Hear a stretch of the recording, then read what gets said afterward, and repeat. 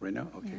Well, I just want to point out that the work of the 5-year evaluation committee, it's underway. Commissioners Dolan and Duran are part of that process, and we've already had 3 meetings and have requested data from the Department of Parks and Recreation.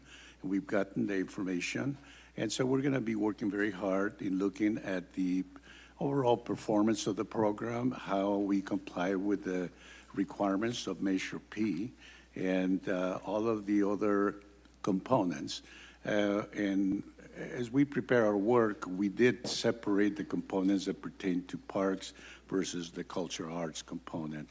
But we have a lot of evaluation, assessment to complete, and we are looking forward to come back to this commission with a report and a draft report and recommendations.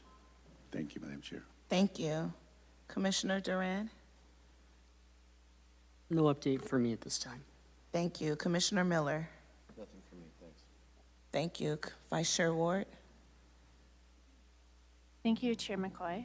I'd like to acknowledge the emotional and psychological toll felt heavily by the city's art and culture community over the past 2 weeks from the embezzlement of the Measure P Arts and Culture Program funds at the Fresno Arts Council.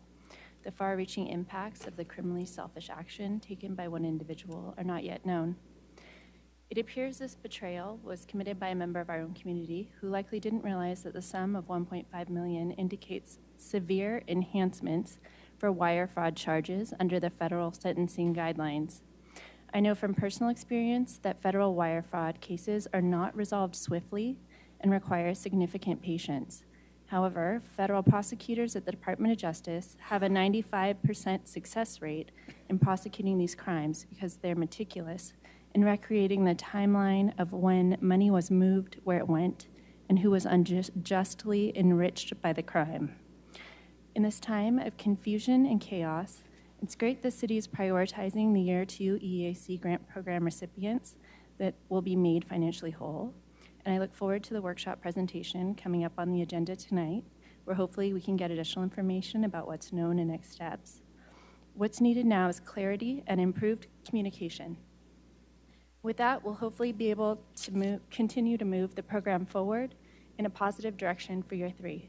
Each dollar that the art and culture organizations receive from the EAAC grant program for both operational and project grants is critical to the recipients. A concern I want to put on the record is about trying to stay on track for Year 3, whether the grant guidelines can be timely revised or if the Year 2 guidelines must be carried forward into Year 3 for an RFP that opens before the summer and avoid further delay. I've been asking for a PRAC to appoint the Cultural Arts Subcommittee since December.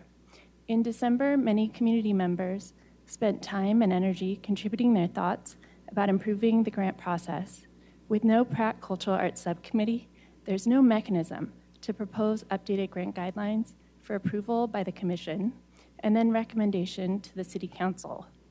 We've received a lot of feedback from the community about areas of concern and opportunities for improving the program. Many can be addressed with technical and process updates outside of the grant guidelines.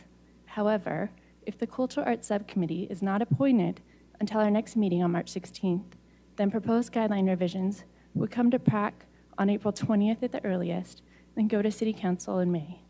RFPs for Year 3 would open after the Council adopts new guidelines. I hope community members provide feedback to the PRAC and City Council on how this specific issue should be addressed. Thank you. Commissioner Collier? First, I would like to thank the Parks and Recreation Department for stepping up to the plate and helping us take care of this problem. I had a friend who just came tonight and sent a letter to the Parks Commission, the Parks Department. They got money and then their check bounced, and all the things they set up to do their project, they've had to cancel, and they've had to change their venue, and they're lucky that they didn't print all their posters yet. I understand that dilemma is facing a lot of you, And that's the thing that we're going to work on and zero in on. And I don't mind saying I seek God's wisdom as we move forward. Commissioner Kurcharski. Thank you. Commissioner Dolan. No comments at this time. Thank you. We will now move on to City Administration and Park staff reports and comments.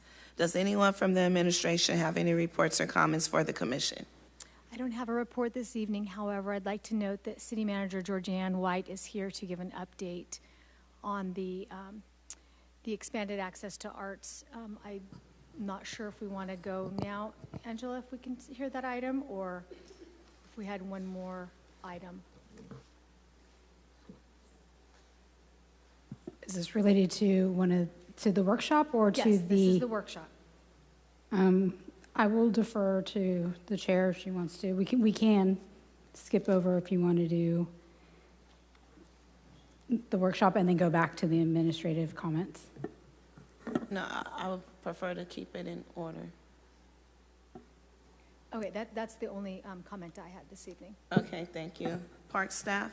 Thanks, Chair McCoy. No comments at this time. Thank you. Thank you. We will now move on to unscheduled communication.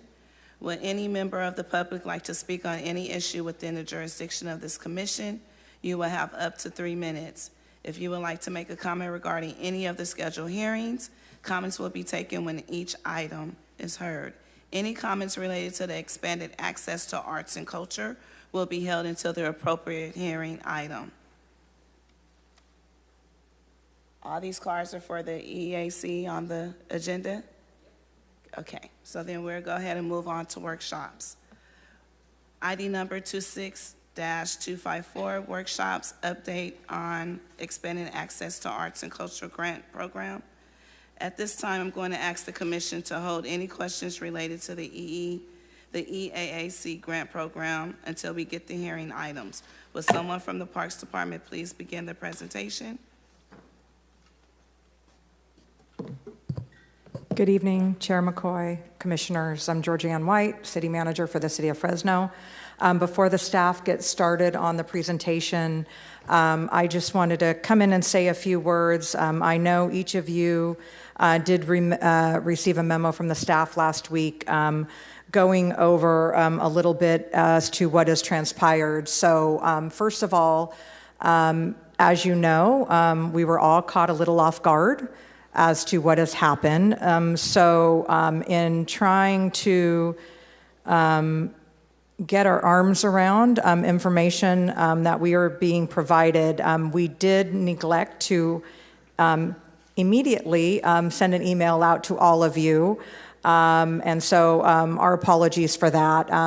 But we were just doing our best when presented with some pretty earth-shattering information and being inundated with media inquiries, trying to find a way to communicate. And also, Councilmember Arias and I did attend a meeting that was held by one of the grant recipients or fiscal sponsors. And I just want to clarify, that meeting, we happened, Councilmember Arias, Mayor, and I happened to be in City Hall meeting on a completely separate issue. And Councilmember Arias informed us, there's a meeting tonight with members of the arts community that's being held. And I was like, well, when is that? It's at 5:30. And we looked at the clock and it was literally 5:25.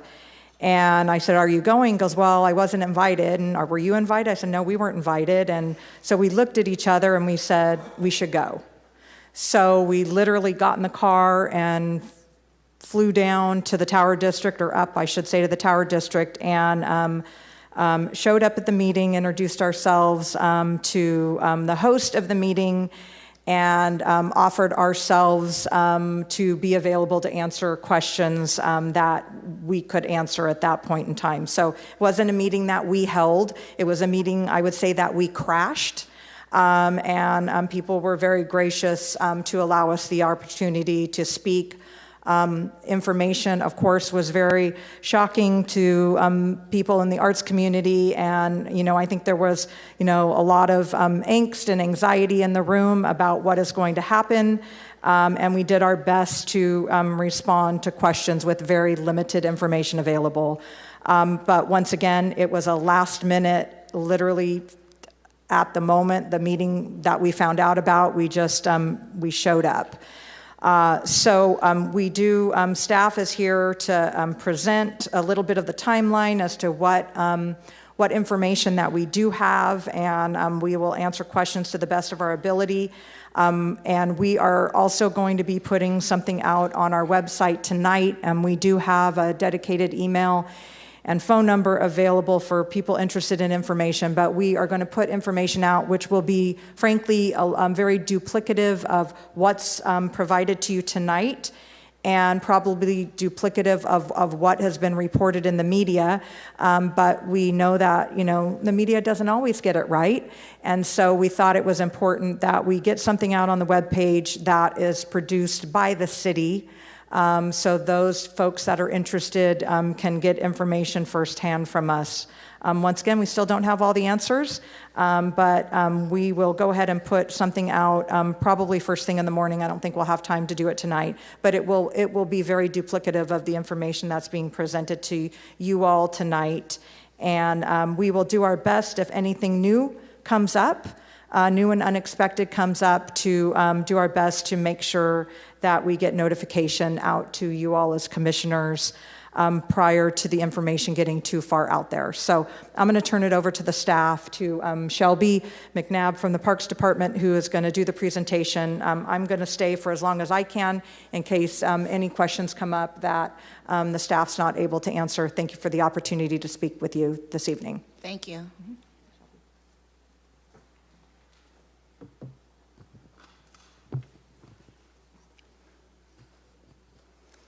All right, good evening, commissioners. My name is Shelby McNabb. I'm Assistant Director in the Parks Department.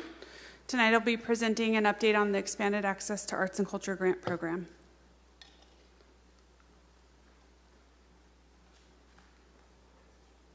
Not working. Which one?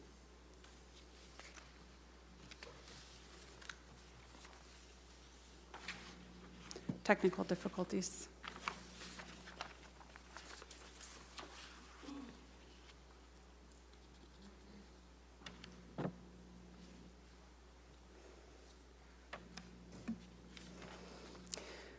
All right, so this update will go over a timeline of the information that we know so far. So I'll be going over each slide in detail to brief you all on the information that is available. So on February 5th, the City of Fresno was informed by the Fresno Arts Council board member that an employee had embezzled approximately $1.5 million in Measure P funds. The individual responsible is no longer employed by the Arts Council. On February 6th, the City of Fresno met with the Fresno Arts Council and was provided a spreadsheet indicating paid and unpaid grantees. As of 2/13/26, the spreadsheet is available on our website.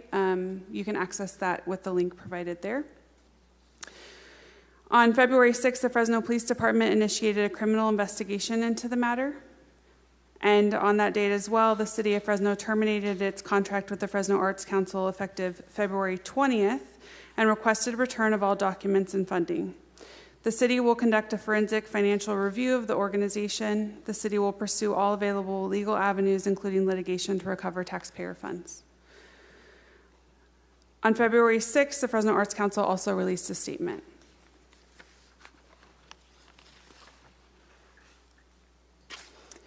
On February 9th, the City of Fresno began reconciliation between the Fresno Arts Council's list of paid and unpaid grantees provided on February 6th with the list that the Fresno Arts Council presented to PRAC on October 13th, 2025. So we began to reconcile what was reported versus what all came before you all late last year. On February 10th, the City of Fresno established a dedicated phone number and email for organizations to provide their agreement and any other relevant documentation. We've listed that number as well as the email address for your convenience.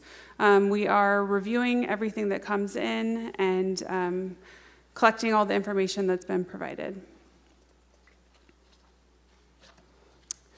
On February 20th, that was the deadline for Fresno Arts Council to return to the city any and all unearned payments, funds, and any city-owned property records, documents, and materials in Fresno Arts Council's possession or control that relate in any way to the agreement or the expanded access to arts and culture grant program. So that was this last Friday. And on February 23rd, which is today, we are bringing an AAR, which is an amendment resolution to you all as a step to appropriate funding for cultural arts into the parks budget. We'll have a presentation on that in a moment with the next workshop. This is a critical item to ensure any funding that is recovered can be appropriated within the city's budget. Right now, on an ongoing basis, what we are doing is continuing to reconcile financial and contractual items for the Cycle 2 grantees. As you can imagine, there are many contracts and documents that have been received. We are working with the City Attorney's Office and RISC to determine next steps for contracting with grantees. And moving forward, applications for the third cycle of Measure P funding will be administered and implemented by the City of Fresno, of course, in partnership with the Commission. We are pledging to bring ongoing updates to you all during monthly PRAC meetings. In addition to what City Manager mentioned about posting, PRAC meetings are held consistently on the third Monday of the month, and for everyone's convenience, we've listed those dates. You are able to attend in person or online, so either option is available to the community to ensure that they receive the updates. So I'm going to open it up to questions. I'll do my best to answer with the information that's available. Otherwise, I think City Manager, pull my sleeve if you want to come up. But any questions at this time? Thank you, Shelby, for that presentation. I do have a couple of questions before I pass it on to the other commissioners. How many grantees have not received partial or full funding? We are still in the process of reconciling that information with the information that Fresno Arts Council provided. And what is the timeline to get the last cycle of grants paid out fully to all grantees?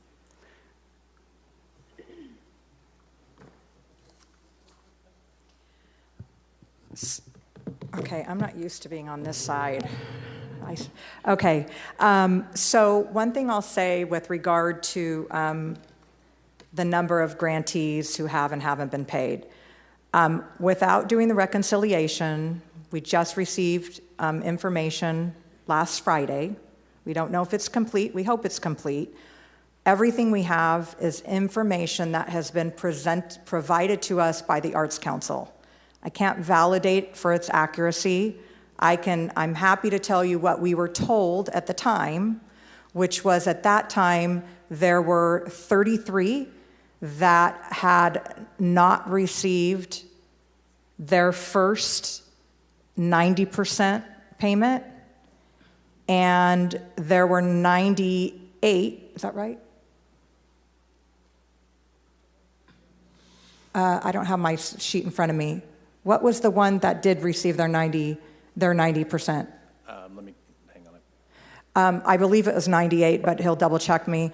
That had received 90%. So, but then all of them, none of them have received the 10%.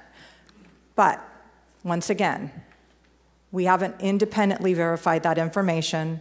We received documentation from the Arts Council on Friday, and we need to verify that. So everything, all of the information that we have is information that they have provided to us. So I would say it's secondhand. I hope it's accurate.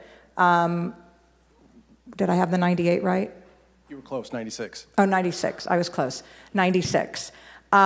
Since that spreadsheet was provided to us, for instance, we got a letter today by one of the grantees who said that their check bounced. And I think it may have been your friend, Ms. Caglia, who said, hey, the check bounced. It was for an event that was supposed to happen in April. We don't have enough time, and so we want to cancel our grant agreement. We don't want our money anymore because we don't have time. That doesn't include any of that. So all the information we have is what was provided. As far as the timeline, that's our first priority right now is cycle 2. So is reconciling. We got the information on Friday. We are very actively reviewing it, going through, and figuring out who is owed what.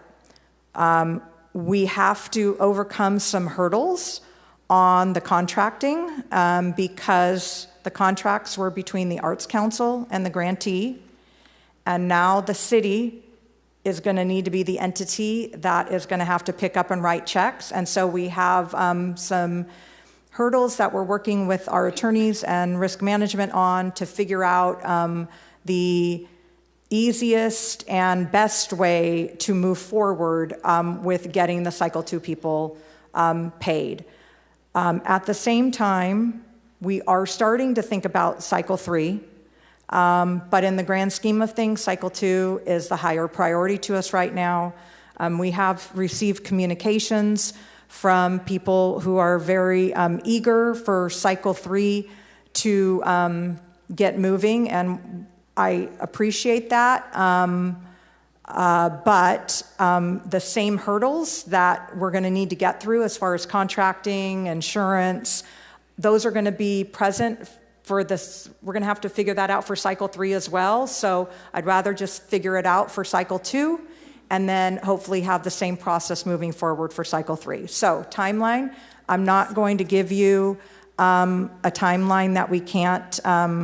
I think it would be artificial if we just told you what the timeline is. All I can tell you is it is a very high priority that the staff is working on every day to reconcile. And as soon as we have an update on an actual timeline, we will make sure and communicate that to you and to the public. Okay, question. Of the 96 grantees who have received 90% of their funding, were they returning grantees from Cycle 1, or was it a mix? Don't know. Okay.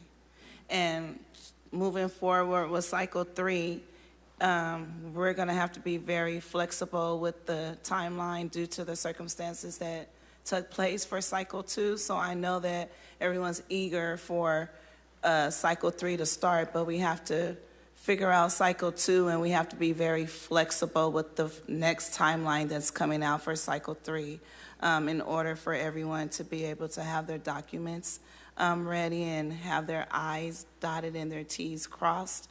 And third question, well, final question is... Chair McCoy, really quick, because I'll forget. Okay. One thing I want to make sure, and we heard this from the arts community, and we feel very strongly about this. So grantees who received their money late but have a grant agreement that says they have to be complete by June 30th, we're going to find a way to be flexible on that. Okay.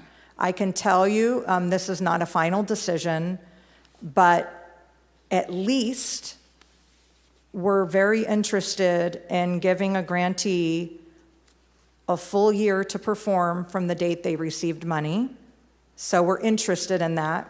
Once again, no final decision, but if in previous cycles they were given a year to perform under a grant program, and that was the intent of the program of getting a grant and having a timeline be where you have a year to be able to complete your program and spend your funding, we're interested in being flexible on that. I don't think we have any intent, if somebody just received funding late fall of 25, to hold them to a June 30th deadline.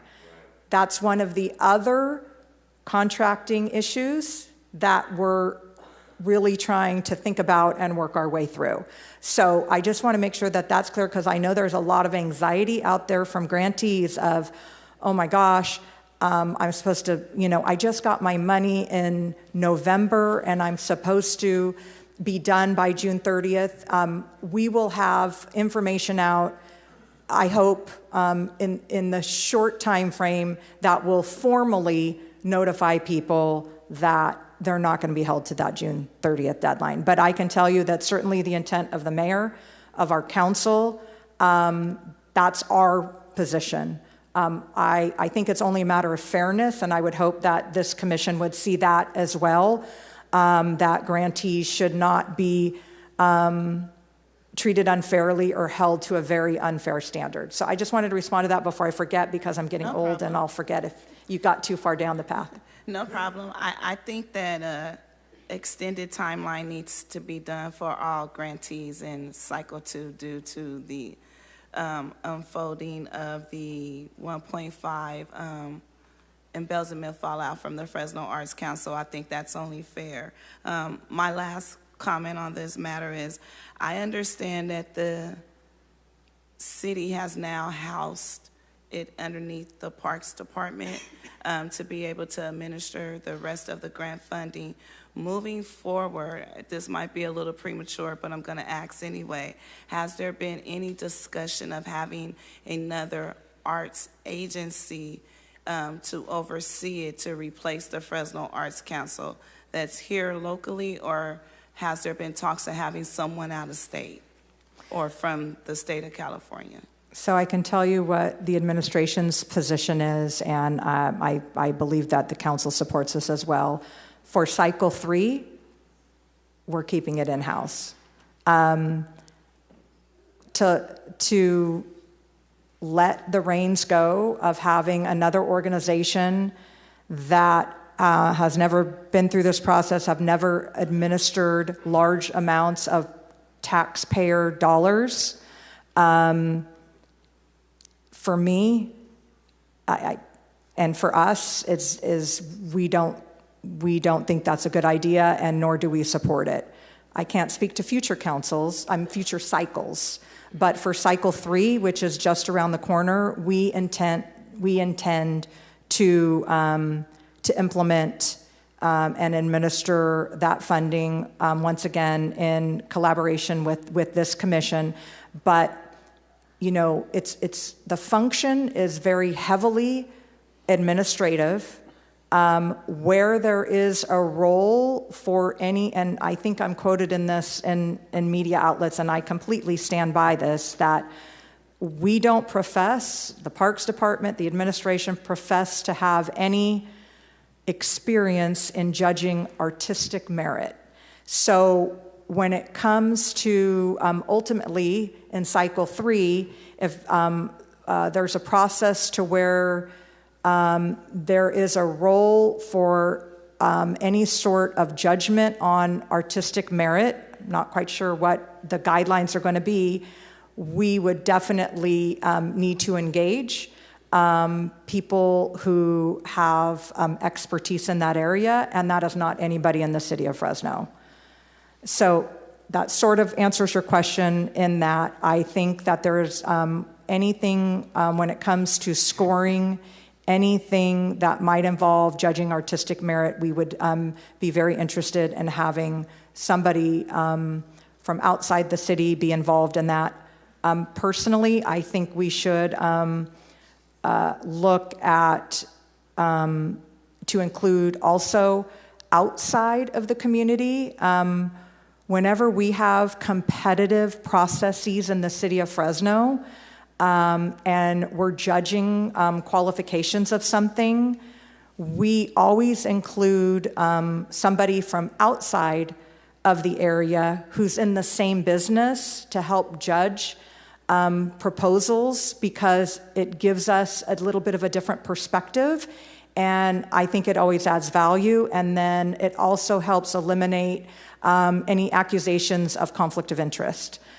So if you just have folks from the local community who are all applicants and maybe in a different pot of money, I think we heard a lot about a lack of transparency and the lack of in the last process, and we really want to make sure that there is a high degree of transparency, and then I think what includes transparency is any avoidance of appearance of conflict of interest. So that's where we are right now. Once again, no final decisions. I'm just sharing thoughts and discussions that we've been having.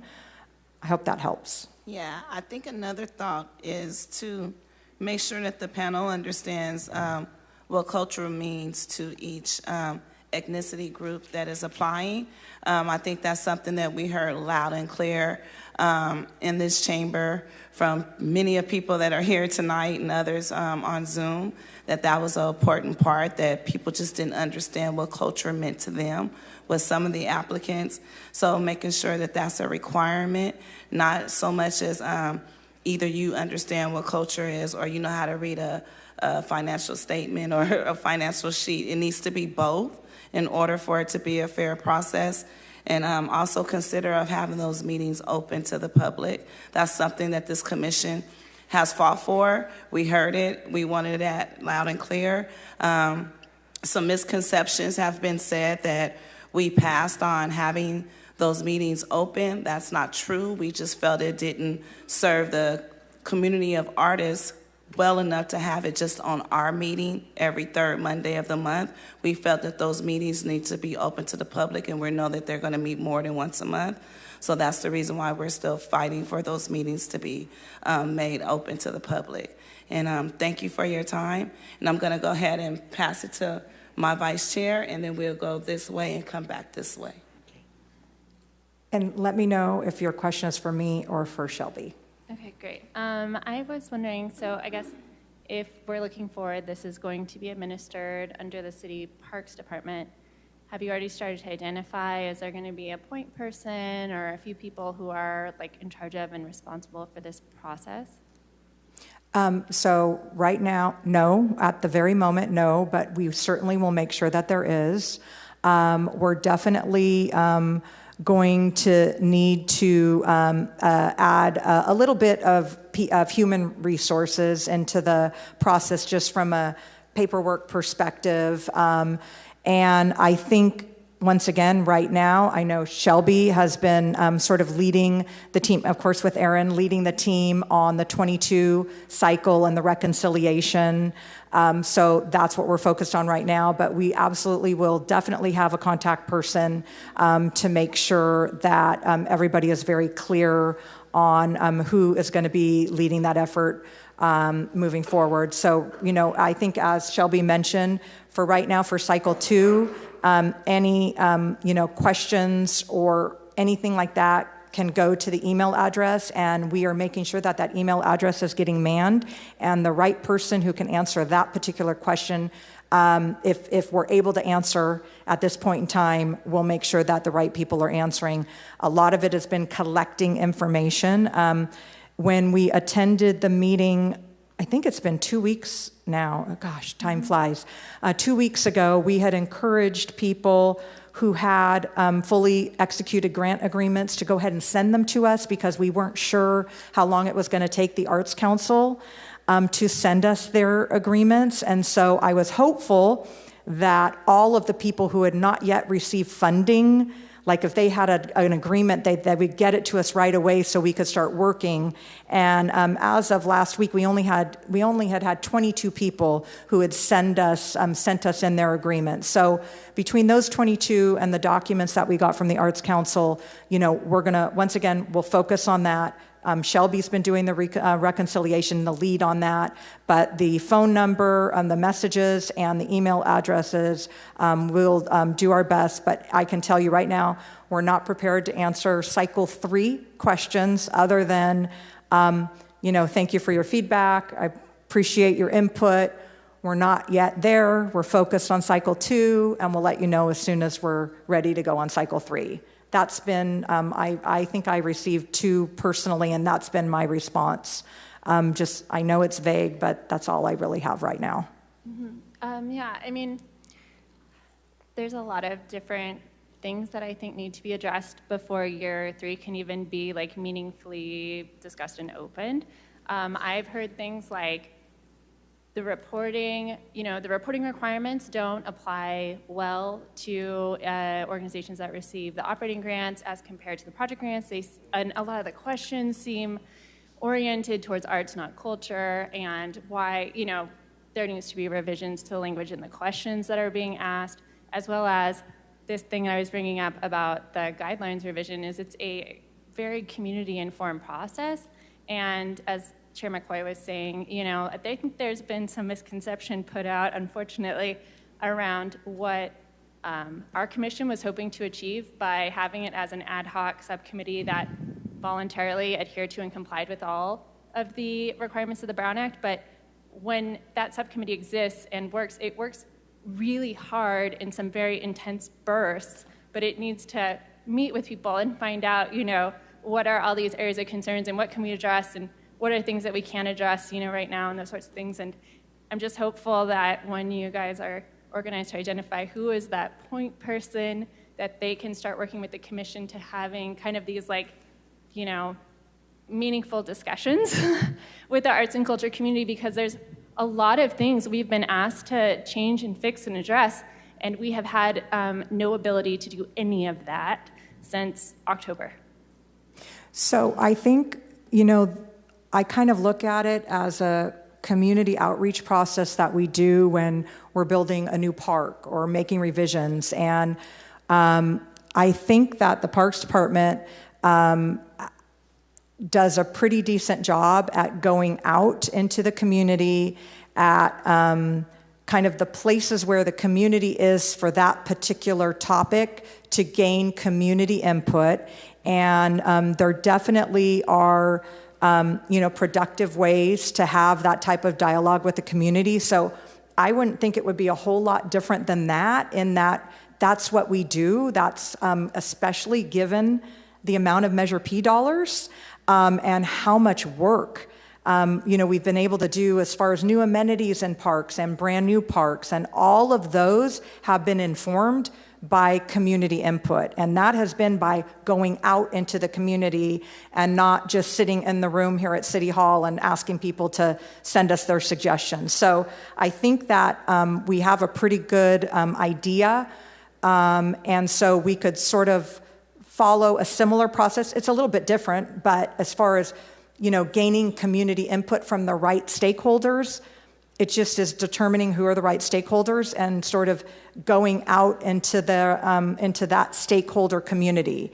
And I think this commission can certainly be helpful in helping to make sure that we aren't missing any of those boxes as far as who are the art stakeholders, who are the culture stakeholders, all those different things that you have heard feedback that, that itch hasn't gotten scratched. And so I think you guys could play a really valuable role in helping us make sure that we're not missing anything.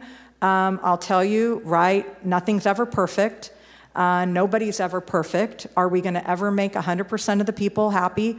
No, that's just human nature, but our goal is always to shoot above 100, and if we come in a little bit below, that is a success. So I feel kind of as evidenced by when we're moving forward on a new project and we're getting ready to award a contract and we're going to construction, you rarely hear people coming in saying, hey, we didn't want any of that, we wanted this instead.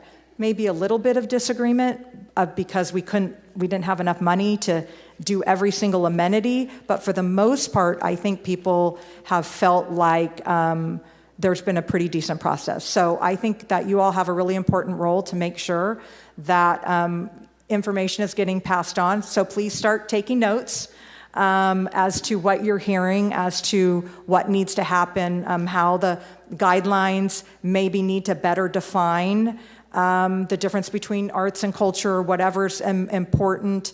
I can't remember the phrase. There was a phrase I heard, and I can't remember it off the top of the head. I don't know if you guys remember it, related to culture. And it was one of the criticisms I heard, and it was something informed culture. I don't remember. I'm going to misstate it, so I don't want to do that. But to me, it was like, yeah, okay, that makes perfect sense. To make sure that what culture means, just like beauty is in the eye of the beholder, right? Physical art projects may mean something to different people, right? Culture may mean different things to different people, but certainly you want to make sure that the people who are proposing cultural activities, that we're listening to how they define culture, right? And not what maybe a preconceived notion. So I think as we go into the grant guidelines for cycle 3, we really need to dig into that and make sure that we're really clear on sort of the definitions being different for arts and culture. And I think you bring up a good point. I wasn't aware, but it does make perfect sense because it sort of aligns with some other things as far as the reporting for operational is different than reporting for a program, which is different than reporting for a construction project, which is different than reporting for a cultural celebration. All different sort of metrics of how you would report on those. And if it was a one-size-fits-all, I can't speak to that because I haven't seen that material yet, but that would make perfect sense that the reporting would need to be specific to that type of a grant award.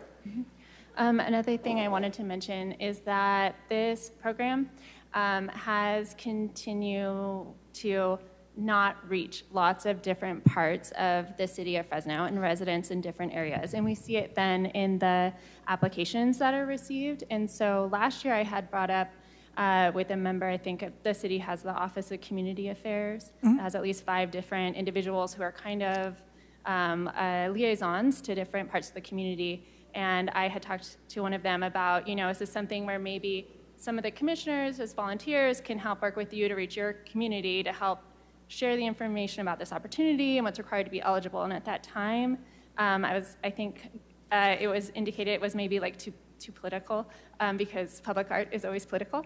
And it wasn't something they particularly wanted to engage with. But we did actually put that out. I talked with one of your representatives again recently, and he was like, you guys just need to come do it. Last year we wanted to see the Arts Council to take a stronger role in going out and reaching underserved parts of the community and individuals who were not seeing applications from.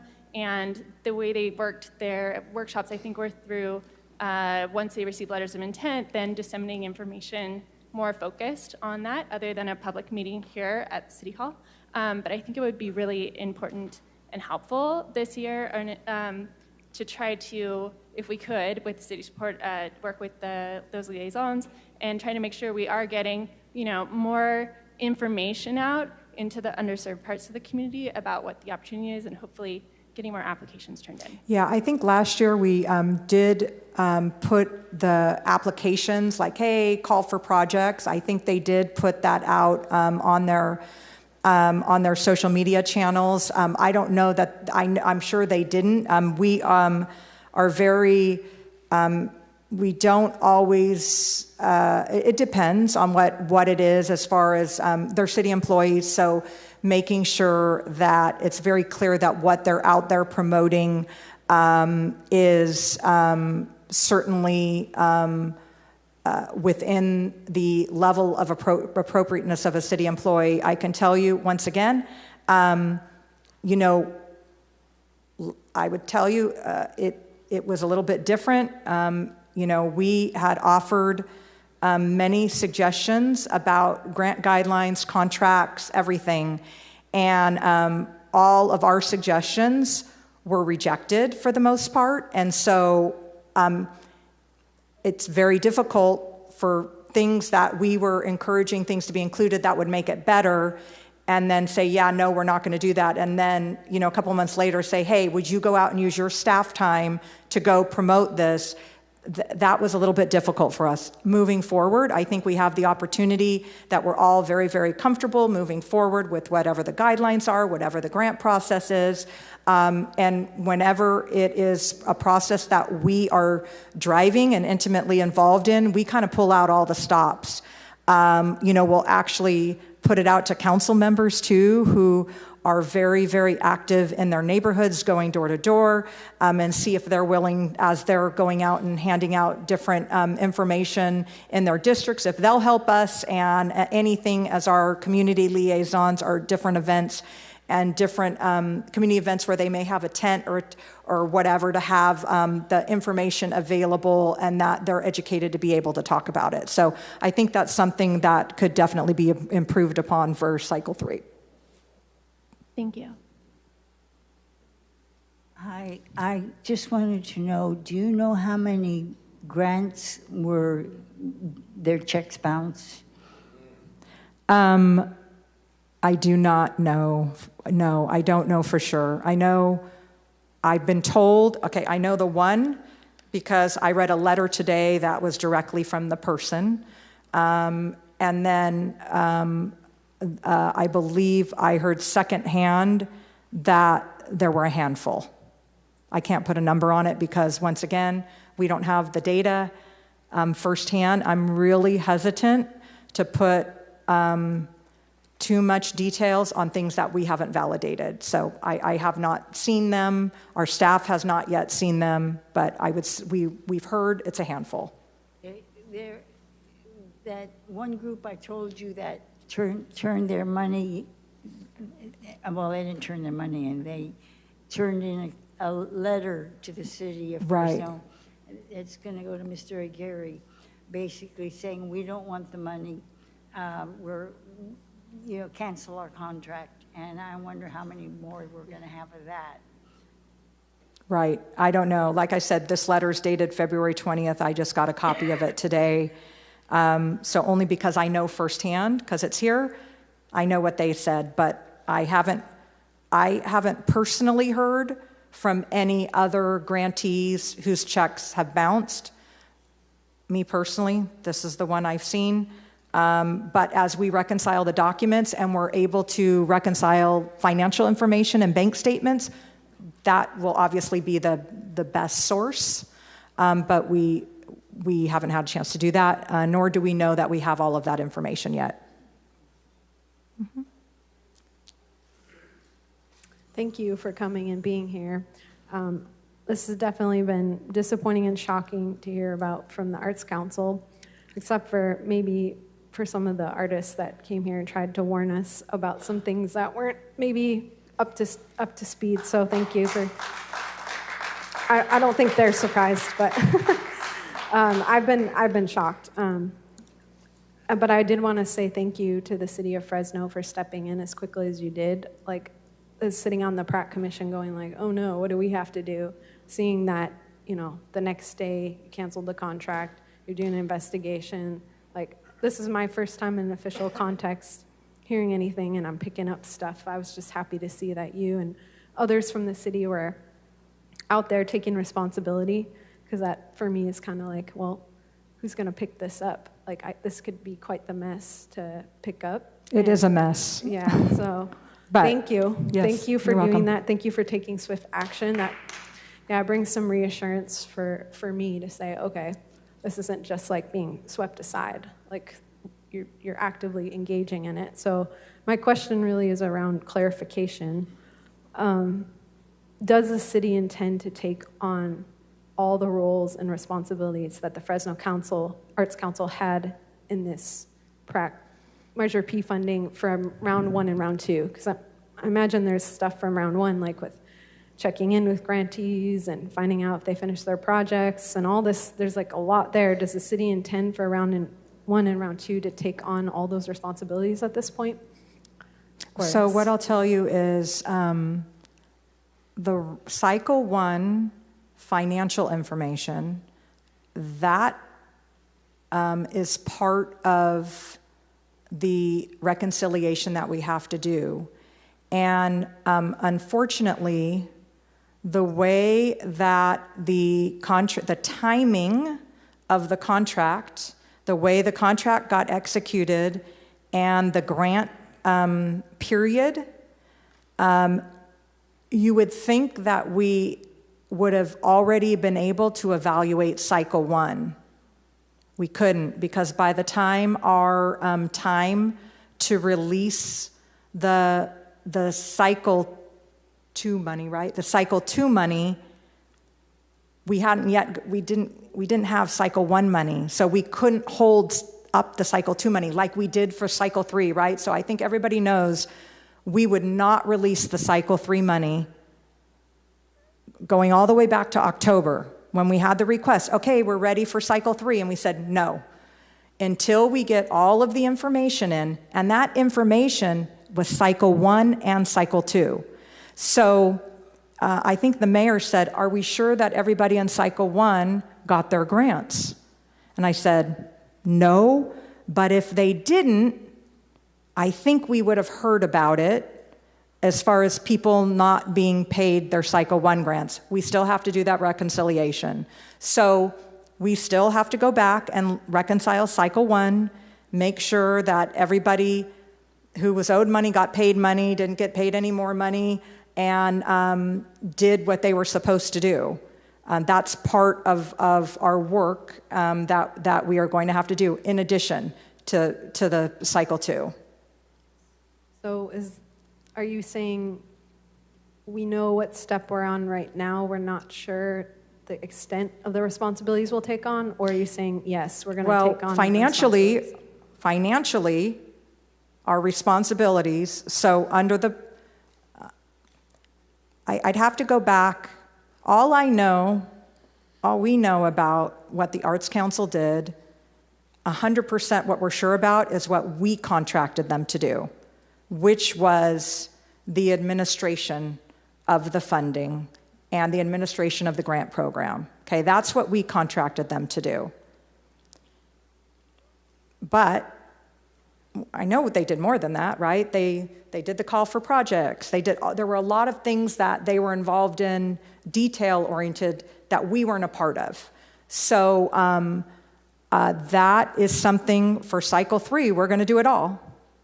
We're going to have other people involved, but we intend to do it all. We intend to figure out and work to see what the grant guidelines should be. We intend to do the call for projects. We intend to, figure out how to evaluate the submissions. We intend to process the paperwork and the payments and the agreements. So for Cycle 3, we intend to do it all.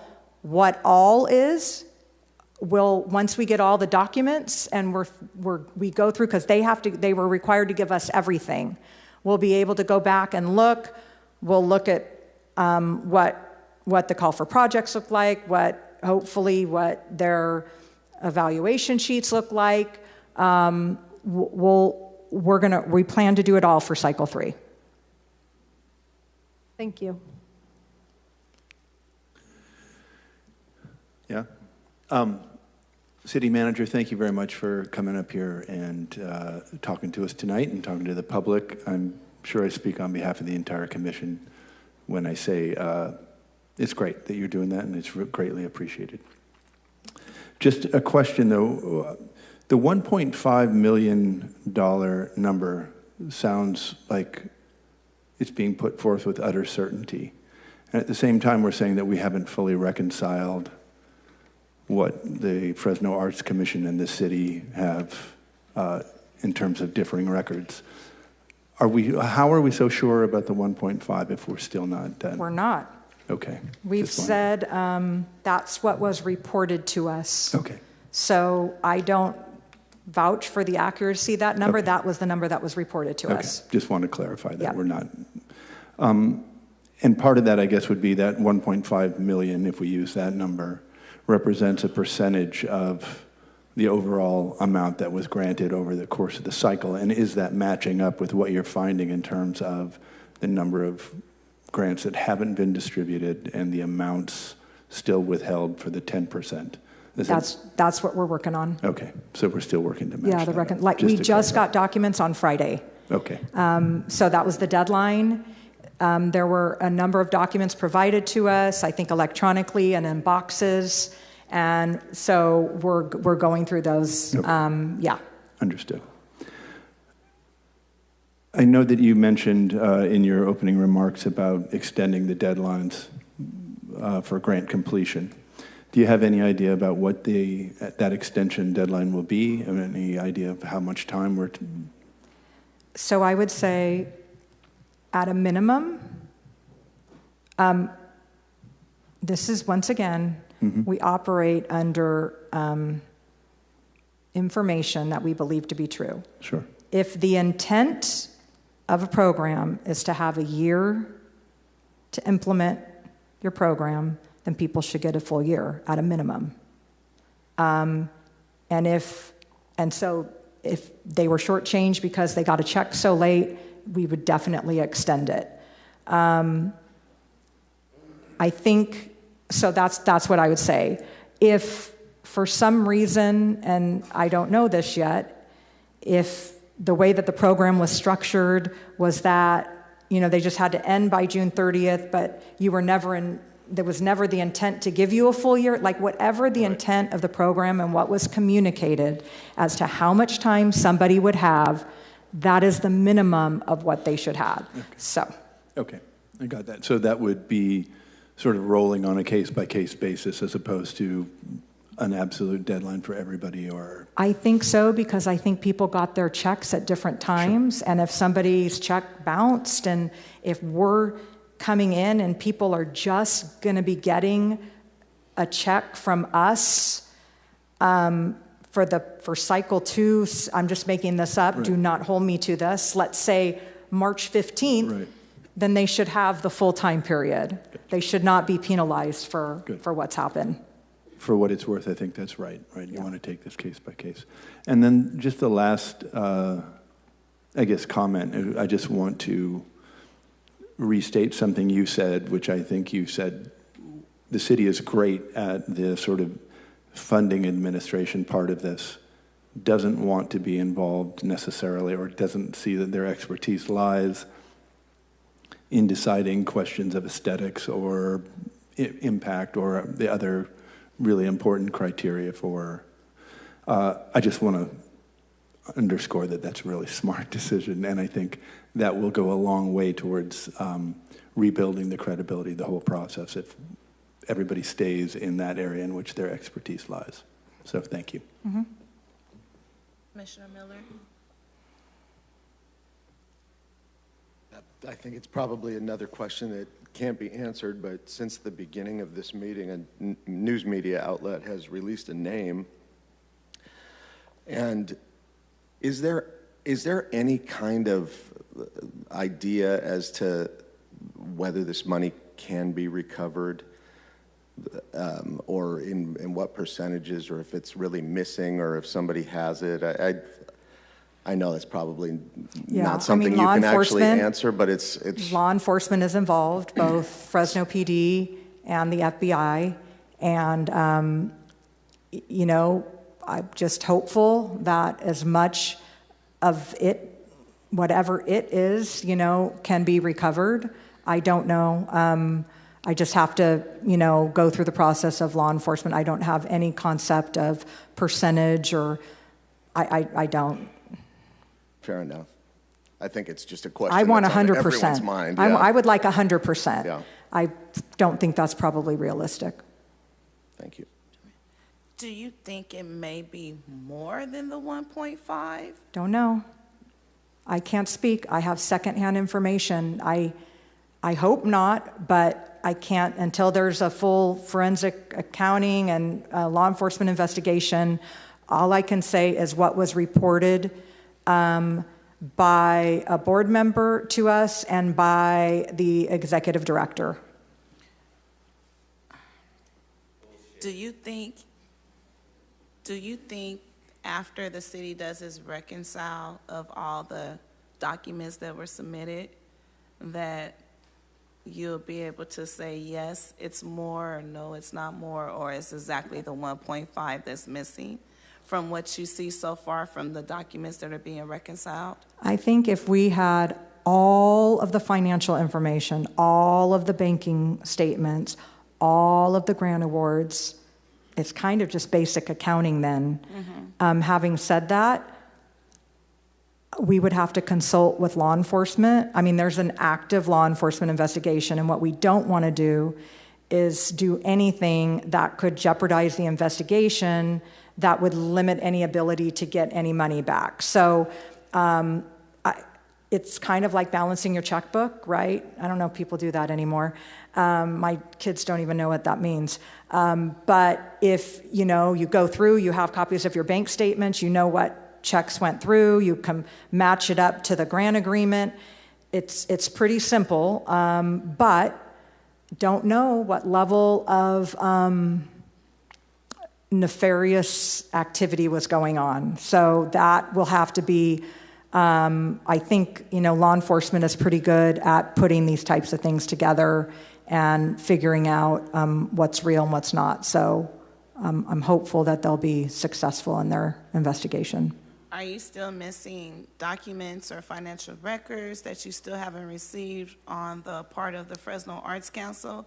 Are those, and if so, are they still coming in at your request, or they're falling on deaf ears? So we received on Friday a lot of information. Whether or not it's complete, we don't know yet. We had a list of lots of things that were missing.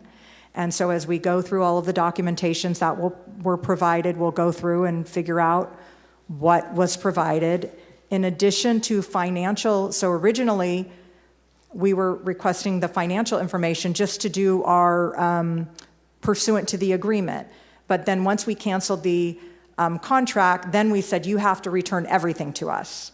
Every single Measure P, arts and culture funding, all of the work papers, all of documentation. So I think, we need to focus on, of all the information, the financial information and the Cycle 2 grant information as far as the various grant agreements, insurance documents, all of that. So we don't know yet. We just got all the information on Friday, but we are going through it as we speak at this moment, but all day today.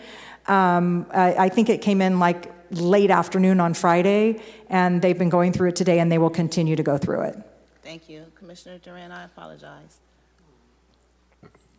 Thank you so much for being here and answering our questions directly.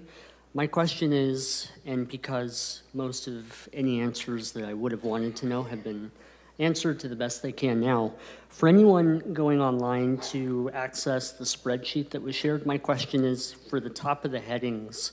For some of them that are cut off, I can assume, but if anyone's curious, is there any way to confirm what is in those headers and if anything of note is cut off?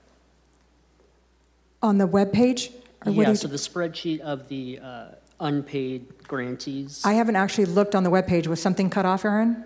Or was that the complete document? This is the document we received from the Fresno Arts Council on that date. So that was a scanned copy of what we actually received.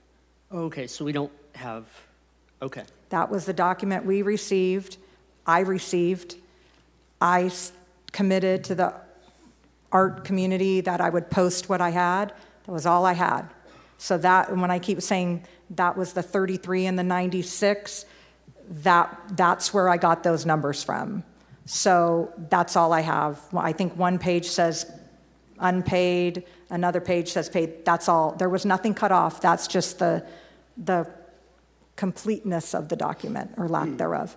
Okay. And just to add to that, Commissioner Zari, it was a hard copy that was given to us. It's not an electronic copy, so that's all we had. So I can't go back and tell you what headers are there. It's a hard copy that we received. Yeah, I received a hard copy. We scanned it in and posted it that way. I didn't have it electronically. Got it. Do you know if that will eventually be able to be shared if we receive the digital copy, or can it be updated? So anything, we have to consult with law enforcement every step of the way. So whatever we are able to make available that isn't interfering in an investigation, we're happy to do that. I'm going to tell right now, we're not going to be able to get uploaded 2 boxes of information and volumes of information that has been provided to us, because that's the same people that I need to be going through the information. And so my focus for staff time right now is to be going through it, reconciling it, and not uploading it to the web. At some point, can it be? It becomes a public document at some point when it's not part of a law enforcement investigation. Okay, thank you, and that helps too, because I assumed it was all digitally shared, and so even to know how many, I can imagine, physical documents there are to physically go through, I think helps inform what's going on. Thank you. Commissioner Barraza. Thank you, Madam Chair. I have a couple of quick questions. One, I noticed that you advanced a lot of money, 90%. And you just made a statement a couple of minutes ago. We didn't advance the money. The Arts Council, the way that the program works is the Arts Council once a grant award was decided, and let's say for even numbers it was $100,000, the way it worked was they would get 90% up front, and then the 10% at completion. That was the way that the Arts Council administered the program. Do you know how much has been advanced, the 90% component? It was the 98 applicants. It's on that spreadsheet. Once again, what has been reported to us. I don't know if it's 100% accurate. Do you have those numbers on the spreadsheet, Aaron? I do. It's from our reconciliation based off of kind of what we found. Yeah. So can you just go off of what was on the spreadsheet that the Arts Council provided?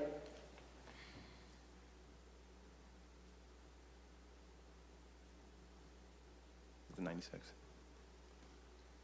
I have kind of two different we had to kind of construct that. But based off of our reconciliation, Karen, we can't release our reconciliation yet. Okay, then no. It's just what's on the spreadsheet. I have the spreadsheet up. Okay. We don't have it tabulated though. Okay, what was on that? The page? spreadsheet says that 98 were paid out. And it was 98. I was on right. On this one, he has an updated one. Okay, so, and it was $4,672,238.77. That was not. And then on your unpaid, you have 33, but I do recognize one recipient on there that I believe declined their award because of insurance. Not me. Yes. Not me. I know you. It says you, but it's not me. It's the Arts Council. I'm not with the Arts Council, and I haven't been on that board since June of 23. Okay. But your spreadsheet says that $970,467. The Arts Council spreadsheet. Their spreadsheet, that was the first payment amount that has not yet been paid out, the $970. Okay. So the observation I wanted to make is that I've seen some correspondence that we've gotten from some of the smaller organizations, the emerging organizations, and I noticed there are quite a few that have not received any funding. And I'm just kind of curious whether there's a high concentration of small groups or emerging organizations, we call them, that have not received their funding, whereas the larger organizations have gotten most of their money. Would you agree that that is the case, or what is I can't, so I know that the folks who got operating support received their funding, which are no? No, it's mixed. It has to do with, I think, when organizations submitted all their final documentation and where they were in line to get paid, because I think it was the checks bouncing that revealed there was insufficient funds available. But there are some applicants that were operating support grant recipients in large dollars who did all the things they were supposed to do who have not yet received any funding. Okay. Sorry, I got an email and I thought they said they did. So the list that we have does not, I don't know enough about them. It lists them by name, and you can go on that spreadsheet and look. We can direct you to where the link is on the web page. I don't know enough about the organizations to know if they're small organizations, the 33 that didn't get the funding. I can't speak to that because I don't have personal knowledge. I don't know the organizations, so I wouldn't want to missay, but you can go on and look at them to determine whether or not they're the small emerging. I personally do not know that. And then, Madam Chair, I want to point out that I, as a commissioner, want to listen to the community as to what they would like to see in the future. You pointed out, I think you say I or we will do this, we'll do that, and which is perfect. Obviously, the city government has a responsibility the fiduciary responsibility to watch what's going on, and that is your job, without a doubt. However, we as the commissioners have also ideas, and our chair pointed out the possibility of maybe a different agency taking over that function with the proper controls and checks and balances. It is possible. And then I want to point out that Measure P has very important mandates that components that were promised to the public. And I think that will continue to be scrutinized. And this commission has a role pertaining to that too. And I know that you point out that city staff and the commission would have a role. But I just hope that you also, at least as one commissioner, realize that we're very interested about solutions, about improving conditions, about avoiding that this type of incident occurs again in the future.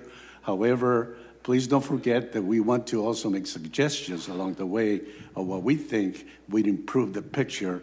And we're very concerned about emerging organizations because they're more limited in resources, and they do a wonderful job in promoting art and culture in our communities.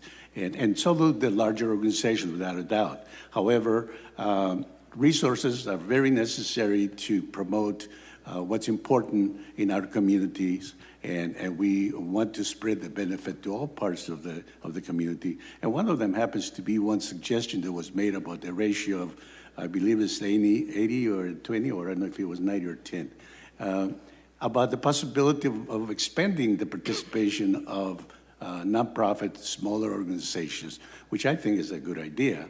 And so we may not have the same solutions in mind, but I think we all want to improve conditions. And I just wanted to make that observation. Yeah, thank you. And I think I said that, absolutely. You absolutely have a role. So I'm like, tell us what you're hearing. You guys are eyes and ears out there. Tell us what you're interested in. We definitely need to do a lot of community engagement, 100% support that.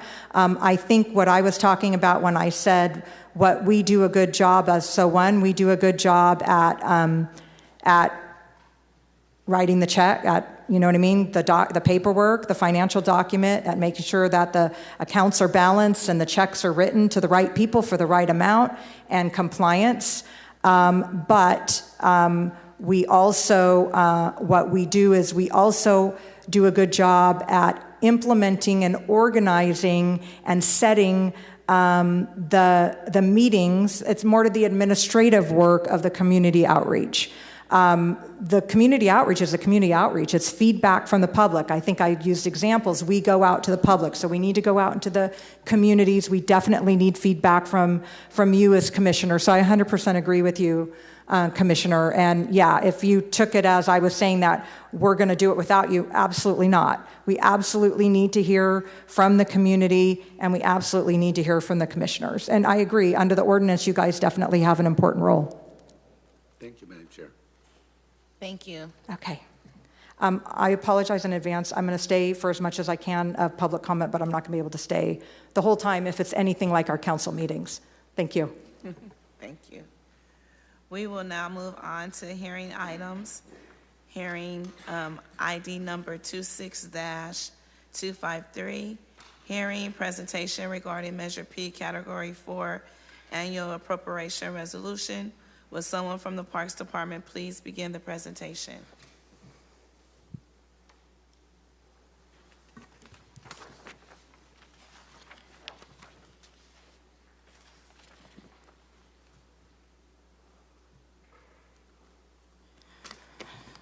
Hello and good evening, Madam Chair, Vice Chair, and members of the Commission. Tu Zhang, Business Manager with the Parks Department, and I am here this evening to present on the Parks Department Measure P Category 4 Annual Appropriation Resolution. Before I proceed too far into the presentation, I just want to note that I will be referring to the Annual Appropriation Resolution as an AAR throughout the presentation. So in tonight's presentation, I will review what an AAR is, why it's needed, and then also discuss the purpose of our AAR submission. This will be a brief presentation, however, you'll have the opportunity to ask questions towards the end of the presentation. So please do hold your questions towards the end of the presentation, and myself, along with staff, will do our best to answer your questions with the information that we have.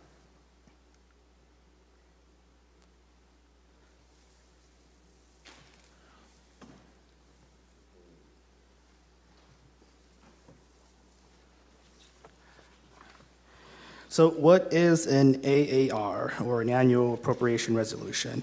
It is a legislative act by a governing body, such as our city council, that authorizes specific budgeted expenses for the fiscal year. It can also be utilized by the city departments to allocate funds for various revenue sources, various revenue sources for functional use, such as program service delivery and operational delivery. But ultimately, an AAR grants legal authority for municipal agency like the Parks Department to incur obligations and make payments within set limits. Why is an AAR needed? As mentioned in the prior slide, it provides legal authority for the city to spend public funds, and without an AAR, departments are not able to issue payments or make purchases without council approval. Furthermore, an AAR also provides documentations which breaks down how funds are allocated and expected to be spent across departments. Also, if an AAR gets adopted by City Council, it will in turn establish the official budget and authorize the Parks Department to reallocate any returned funds to the FY26 budget. So in light of our AAR requests, which will go to Council later this week, we are seeking to appropriate $1.5 million, which is contingent on the amount of Measure P expanded access to arts and cultural funds returned to the city by the Fresno Art Council. The funds will only be made available and expended by the Parks Department up to the amount of funds received. And then lastly, these funds will be used for Cycle 2 grants following any reconciliation as mentioned by the city manager earlier. So that concludes the presentation, and we'll open it up for any questions that you all may have. Thank you for that. Would any member of the public like to make a comment regarding the AAR resolution? Any comments related to the arts and cultural grants would be heard in the next hearing item. You will have up to 2 minutes. I will now close public comment. Oh, we have someone online? Oh, and someone coming up.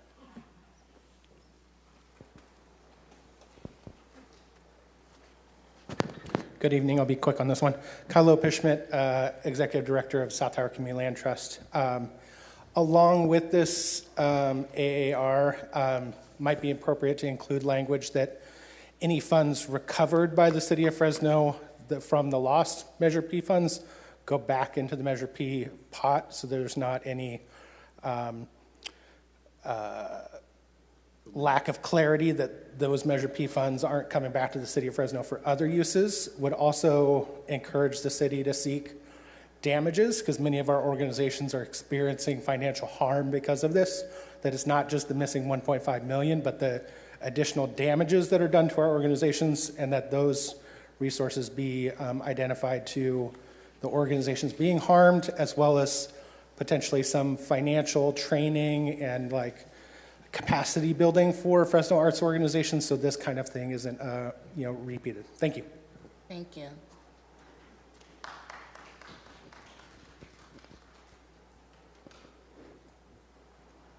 Lisa Flores, you have 3 minutes. Good evening, everybody. Lisa Flores. I'm a community engagement consultant, and I also have over, 12 to 15 years experience doing grant administration at the state level, dealing with both state and federal funds. So this grant administration stuff is very old school to me. And one of the questions I have about this AR, this appropriation document in front of you is, are they building capacity for grant administration? And are they going to have people who actually have grant administration experience employed in the Parks Department to make sure this does not happen again, and they can administer the arts program? And also, are they going to have a special unit of accountants because obviously it's time. And I agree with Kyle, there should be a way that those individuals who have obtained grants and had checks bounce and now have to pay like banking fees, you know, $45 a check that you write for your rent or whatever, it adds up pretty dang quick. And there should be a mechanism in which they can recover some of that funding as well. That's all my comments at this point. I'll be back. Thank you. Anyone else online? No? Okay, I will now close public comment. Does any member of the commission have any questions or comments regarding this item? I have a couple of questions. In regards to one of the comments that we just heard in the chamber, has there been any talks about financial damages that some of our grantees have received, such as late bounce check fees and operating charges? The answer to that is no. Has it been considered? No. No. We're just trying to get people funding of their grants. I'm not quite sure where that money would come from, given the difficulty. So if if we're able to recover any money, and we start paying out damages, then that means there's not enough money to pay grants. I'm not quite sure what the expectation is. I think the expectation, and I could be wrong, is that if I worked for you and your HR department forgot to give me a paper check when everyone else was receiving a paper check, and normally we get direct deposit, and I have my checks coming in bouncing because of an error from one of your employees, I think I'm expecting for you to pay those charges that I incurred. So I would understand that if I was the one who did it. The city didn't do this. The Fresno Arts Council did it. No, I understand Yeah. that, but because the city was contracted with the Fresno Arts Council, and now that the city has terminated the contract with the Fresno Arts Council and has in-housed it within the city and the Parks Department, you don't think any responsibility falls on the city to repay any financial from where? I guess my question is where are we? So are we supposed to take money from the police department, the fire department, the parks department? Yeah, No. because you would want to make good, because this is a lack of words, a BS show right now. No one's seen this coming. It's all unfortunate, right, that this has happened, and there were no safeguards or nothing in between the contract with the city and the Fresno Arts Council to prevent There were something. safeguards. Well, then they were not followed. They were followed. Then we wouldn't be having this conversation if they were followed, because 1.5 million is missing.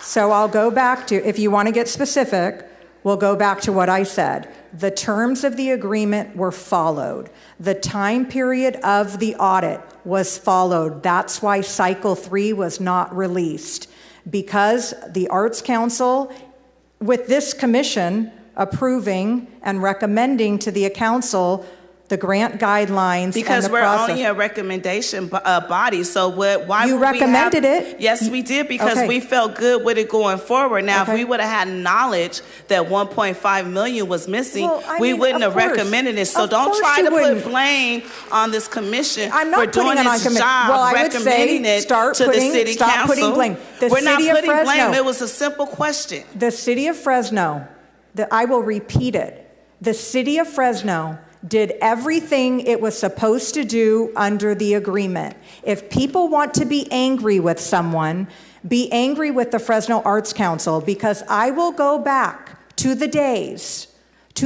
in this chamber when the city wanted to administer the money from day one, and the arts community came out in force in this full chamber and demanded that the Arts Council was better suited to administer this program. Now it sounds like you're putting blame on the arts community for Right. sticking with the Fresno Arts I'm not Council. talking about these people. But they're part of the community, But- regardless if these people are not here or so not. Chair McCoy, here's the deal. The city wanted to What did you administer say? this program. I said, Chair McCoy, Okay. here's the deal. That's what I said. Okay. What did you think I said? I don't know what you said. That's okay. why I asked I said, you. Chair McCoy, here's the deal. The city of Fresno wanted to administer the program. Under extreme comments from many members of the arts community, maybe not these parts of the arts community, but this chamber was full time after time during PRAC and during city council meetings. And ultimately, the decision was made to allow the Arts Council to do it because the Arts Council said and stated and had the support of this community that they were better suited to administer the funding, the program. We entered into an agreement with them. The agreement was followed. The timeline of the agreement, the city's first opportunity under the agreement to receive financial information was in September of 2025. That was the way that the agreement and the timing of the way that the cycles of the funding, because the way that the cycles of the funding went out, that was the timeline. It was not ideal, I agree. But that was our first opportunity because there was such a desire to get the money out in the community. We had to enter into an agreement with the Arts Council. Our first opportunity to request information was September of 2025. That is exactly what we did. That's exactly what we did. And we did. And the agreement, the information was not sufficient, which was why we did not release the third cycle of funding. So the city followed the agreement. It followed the agreement. I wish there would have been quarterly reports in that agreement. There weren't. That wasn't ultimately what was negotiated. It was an annual report. That was what came before council. That's what ultimately was, I believe, before this body before. It went to council, and that was what was approved. The city did nothing wrong. I stand by that 100%. It is a very unfortunate situation. The thought that we have 33 people who have received no funding. No funding. We're focused on getting them grant awards, and there's the discussion that we're going to go take money in the middle of a budget year from another department in the city of Fresno to fix the Arts Council's mistakes. We're not doing that. This administration is not going to do that. You do it for any other department. My next question is, just for clarification, any money that's recovered in regards to Measure P will come back to Measure P, just for clarification, because Measure P money is only used for parks and arts. Just Yes. wanted to clarify that. Does any other commission have any other questions? So hold on a second, but I want to make sure that we're 100% clear on this. If the city does not receive any returned money from the Arts Council in time, in a reasonable amount of time, and we use other funds in the city to pay the grants, non-Measure P funds. We use non-Measure P funds, general fund money. And then we get money coming in from Measure P. It would reimburse those general funds. Makes sense. It would keep make sure that the 12% of Measure P that is for arts and culture, it would be the 12%. We're trying to find a way to, if we have to come up with another source of that funding, and then money is recovered, that it goes back to reimburse that general fund. That's the only correction I want crystal clear for purposes of transparency. But 100%, if the Arts Council returns money to us and it's Measure P dollars, it 100% is Measure P dollars. Makes sense. Commissioner Barraza? Madam Chair, I have a question regarding, I'm sorry. Go ahead. If no funds are recuperated or returned to the city of Fresno, would it be possible that because the grants that didn't get funded are not getting any money, that from future revenues that we're generating from Measure P, that they be first in line to get funded I, as a commissioner, would support that because they went through a competition already. They were promised funding. They have activities in their own organizations where they might even have incurred some expenses. Therefore, I just kind of want that to get a clarification on what can they expect if those stolen, or whatever the proper term is, funds are not recuperated by anybody. What would be the process to ensure that they get funding, that they're first in line to get funded? So that was one of the first things we looked at, and we were hopeful. I mean, frankly, that would be the easiest and most expeditious way. And for legal reasons, we're not able to use third cycle money to fund second cycle grants. So you're 100% right. If we don't get any money returned, we are trying to identify other funding sources within the city. And the reason why I feel so, while I understand, I don't think we're talking about,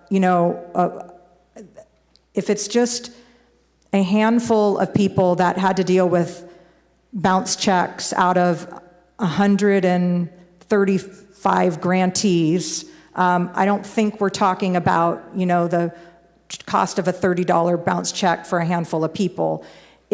I think it depends on what the term damages mean, because I've heard that in other areas thrown around a lot.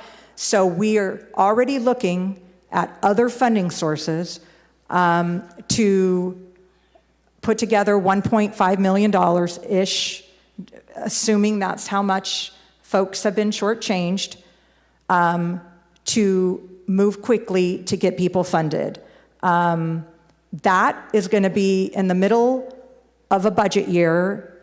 We're going to have to figure that out, and it's going to have to be general fund. I mean, we can't use transportation funding, we can't use fax funding, so it's going to have to be general fund, and it'll likely be out of the Parks Department, is what we're looking at. I do want to add, we are looking and working on filing a claim with the Arts Council's insurance. Our agreement with the Arts Council has all sorts of indemnity provisions and insurance provisions.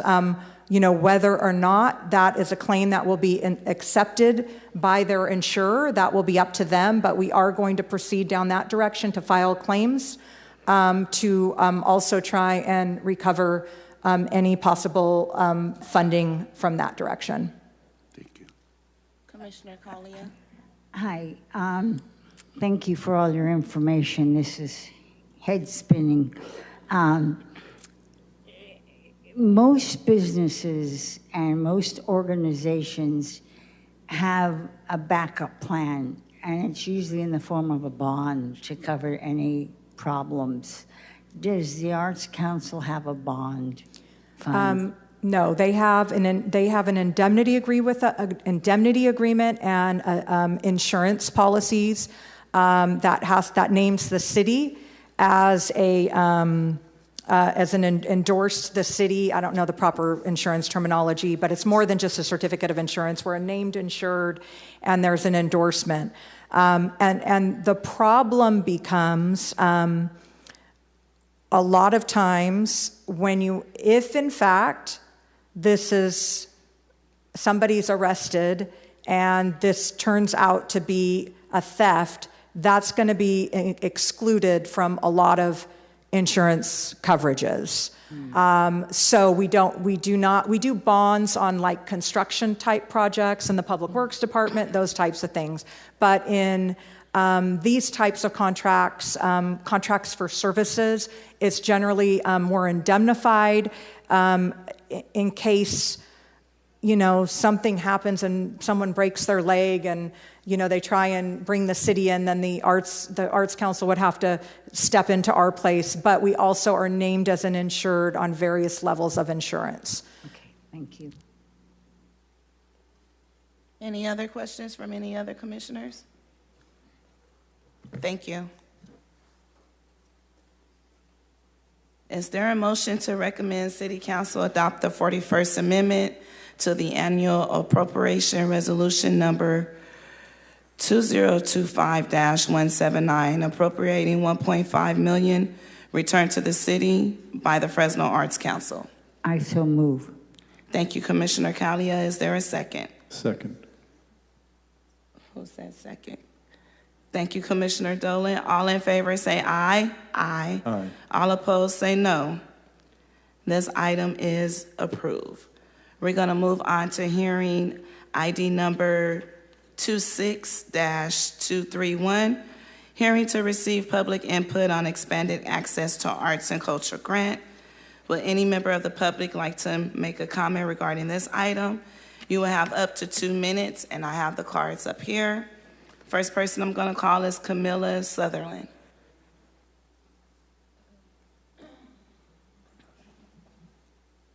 Not in chamber anymore? She left? Okay, thank you. Next person would be Lori Hunter.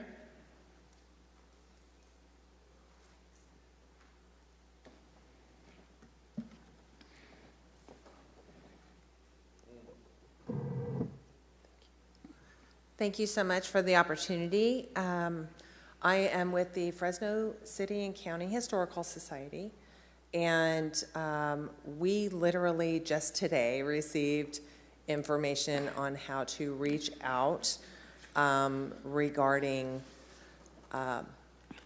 any kind of issues with checks. We also had a check that bounced on one of our projects. So I will be submitting that information to the city tomorrow. And that is, as everyone has stated, it's been very difficult. And I can appreciate the city stepping in and trying to make some sense of all of this. It's been very difficult for everyone involved.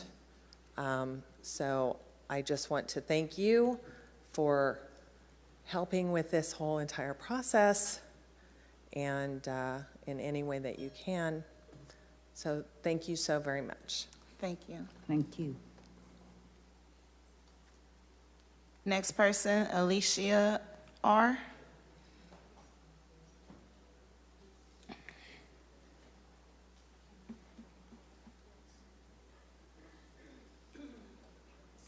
Thank you, and you will have 2 minutes.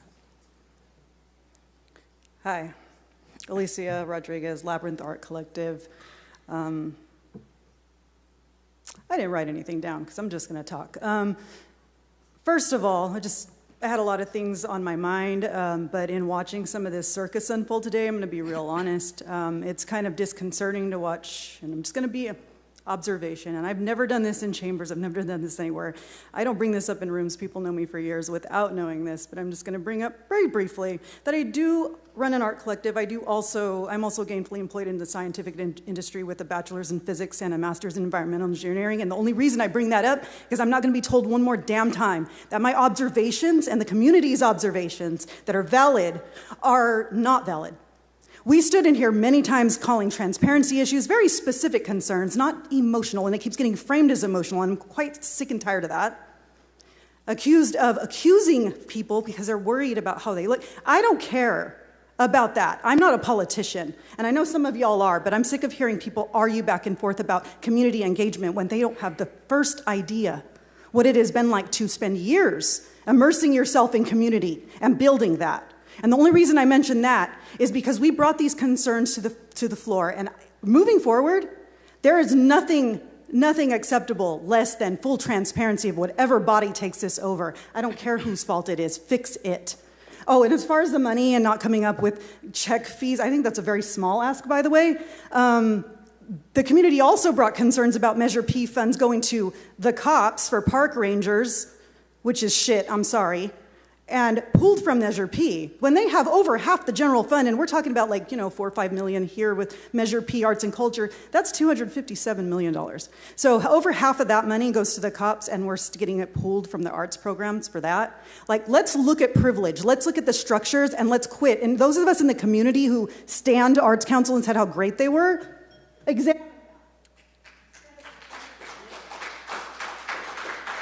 Next speaker, Johannes.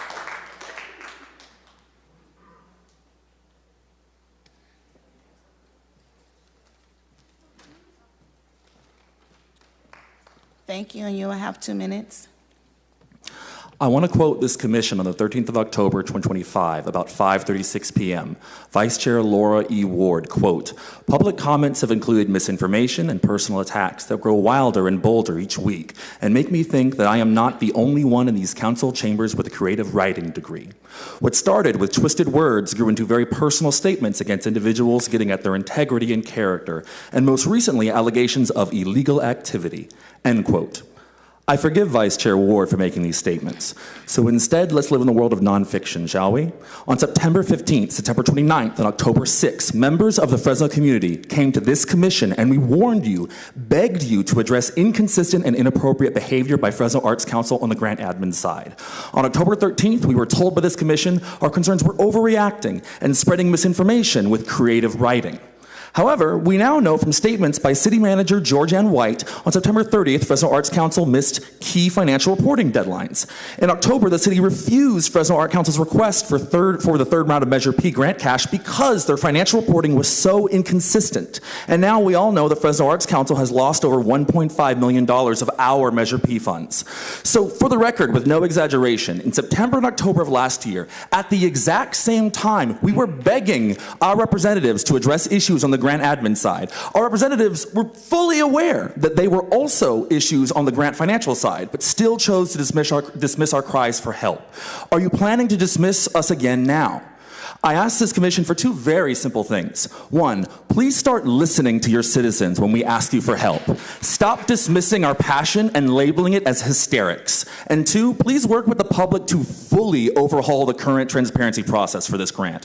Whoever takes over this grant after Fresno Arts Council, whatever new rules are made, it's clear after hearing everything now that none of it will matter unless full transparency is in place to enforce accountability. I'm not asking you to say, well, Thank you. Next speaker, Amy Kitchener.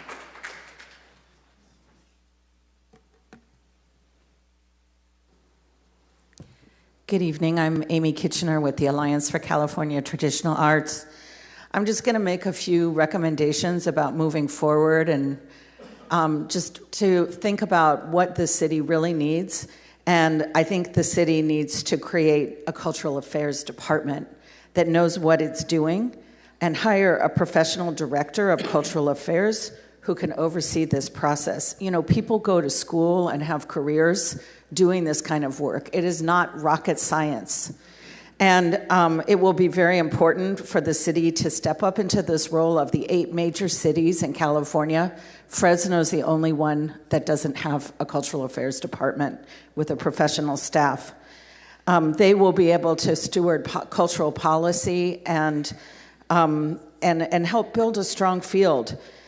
Also, second, community processes and input need to be centered in building a better infrastructure than presently exists. We need to center artists, culture bearers, youth, and the diverse communities of Fresno. And it will take time to establish community trust and engagement. And we should stop all processes for round 3 Measure P until we can get a good process in place. And we can't afford to rush forward with a broken system, and we owe it to the taxpayers to do better. Thank you. Thank you. Next person is Cami, I think I'm going to butcher this up, Sapilia?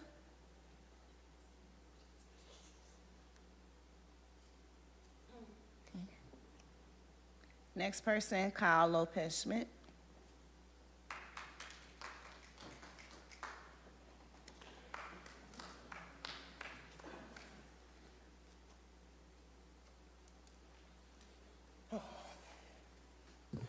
Hello again. I come here to speak for the South Tower Community Land Trust. We were awarded $70,000 for a project to do a mural at Broadway Parque in our neighborhood. That was a park that we led the kind of community organizing to establish that park in our neighborhood. We never received a contract, never received any funding, not through our own fault. And I think the city's role in this is important. After the awards happened in October 13th, later in October, we received draft guidelines for a city mural approval process, which was entirely new for any mural or public art on city property or right-of-way.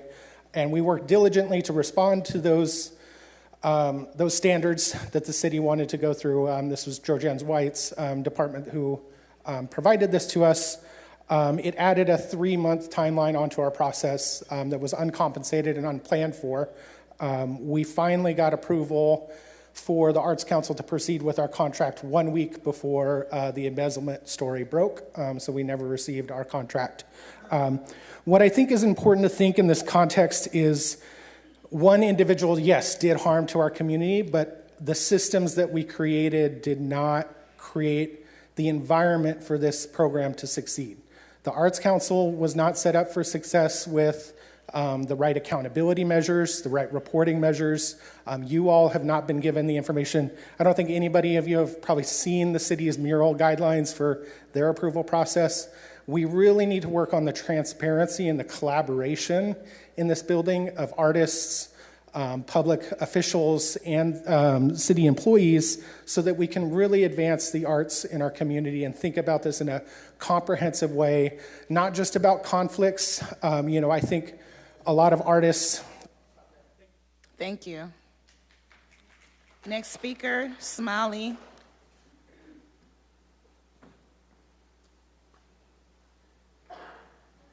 Thank you, commissioners, for this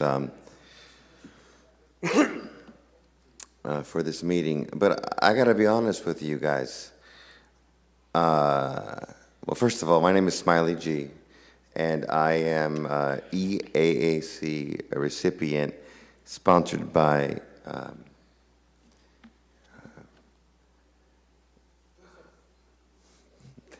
thank you. Sponsored by Dulce up front, who's been leading the way in transparency. And I'm grateful for them because, listen, I wouldn't even known about this meeting if it wasn't for them. And that bothers me. Because if I didn't receive this message from my fiscal sponsor, how would I know about this? And I was awarded money. So that bothers me about transparency. This whole mess really fucking bothers me. Forgive me if I can't use that word in the city. But listen, we have an individual in the community that stole money. Do we know who this person is?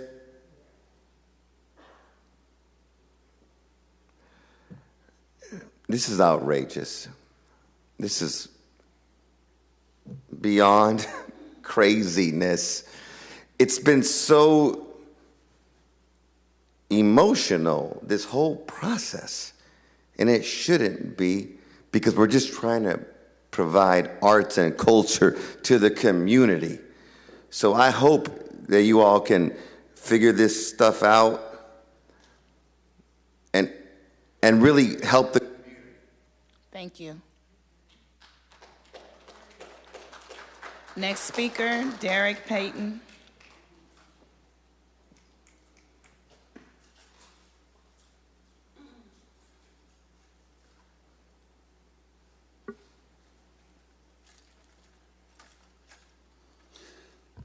Hello, Derek Payton, Root Access Hackerspace. There's a lot that I could say, and a lot of it would echo what others have already said. I was not super flared up walking into this meeting, but after everything that I just witnessed, man, emotions are running high.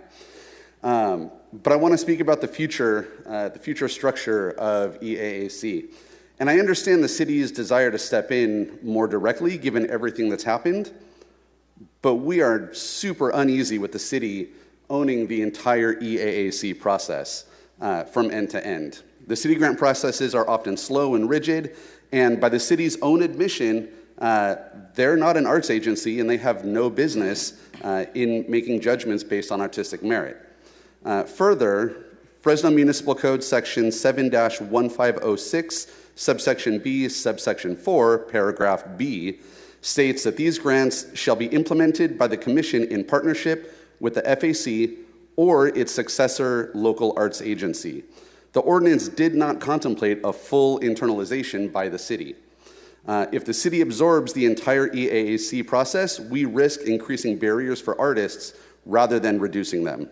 So I want to ask the structural question, why does one entity have to do everything?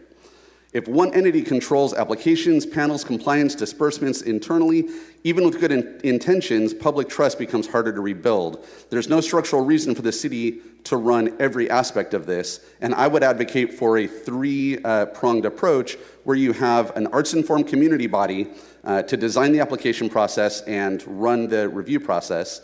That keeps the evaluation grounded in artists and cultural practitioners. Second, to build on Amy Kitchener's recommendations, a City Department of Arts and Cultural Affairs to provide oversight, ensure alignment with the Cultural Arts Plan, and public. Thank you. Next speaker, Shamali.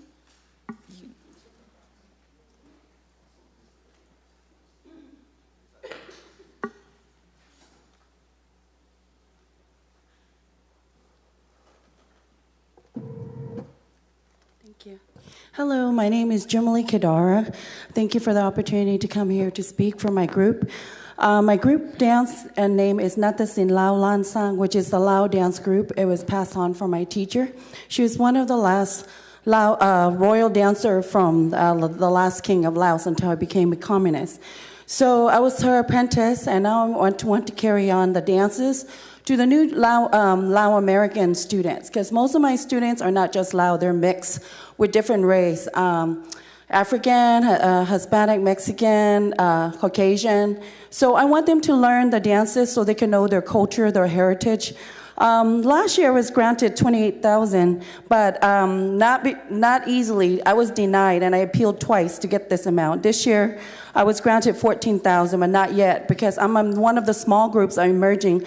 I agree with Amy Kitchener that we should have culture affair departments because they need to know about the culture. In order for you to be the judges, you have to understand the culture, and not just based on favoritism or just judging people not having any evidence. My dance group is one of the dance groups that serve the Fresno community all year long. A few that I named: PACE for the elderly people, FIRM, Fresno Center, Black History Event, Native American, Mexican, American, schools, culture, nonprofit organization everywhere. 1 month, we at least perform twice a month. We are the most active Lao dance group in Fresno that I know. We have not seen anybody dance more than my group, not the Sin Lao Lan San. So why we're getting so little grant and not being recognized for the stuff we do for the community? You can check out on Instagram and also Facebook, because I have like thousands of pictures and also videos to prove that I practice the Lao culture. And also I'm doing a big event for May 9th and 10th, which is already approved by the city of Fresno at Granite Park. I'm gonna be the main one that leads the culture part department, because I know of the... Thank you. Candace Pendergrass. Candace.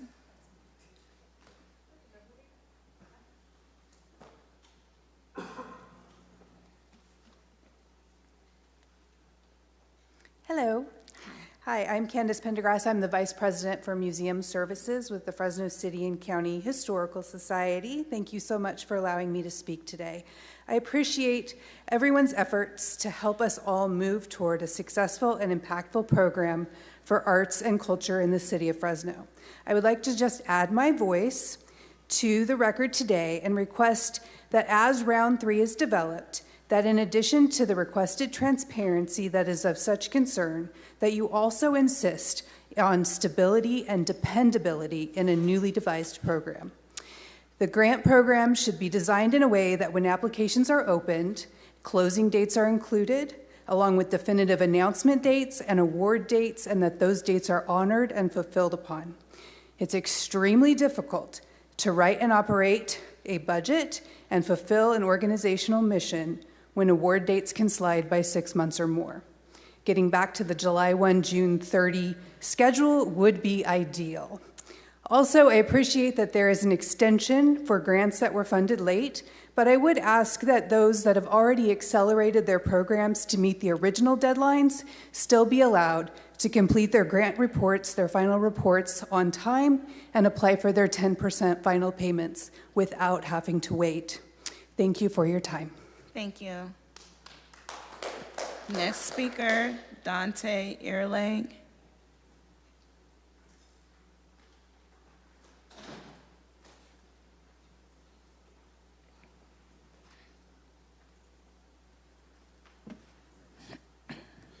All right. First of all, thank you very much for the commission for being here today. This is my first time addressing such a commission, so if my words overstep, please, I ask that you forgive me. My name is Dante Erlong. I am the director of the Asian American Writers Coalition, sponsored by the Fresno Center. We are one of the 33 that, it turns out, were not awarded any actual money, which we had to find out through expandedarts.com. So thank you and giving credit where credit is due. I will just say that there was definitely, as I will also support Amy Kitchener's statement that there needs to be a cultural arts branch, because I'm Asian. And when I say that, most people, and I say I'm Hmong, people in the room will know what that means. Some people don't, and they say, oh, Chinese. And I'm like, technically correct, I suppose, if you want to go by ethnicity.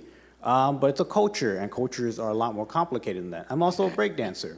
And I had to explain, like, okay, so is there a culture to hip hop?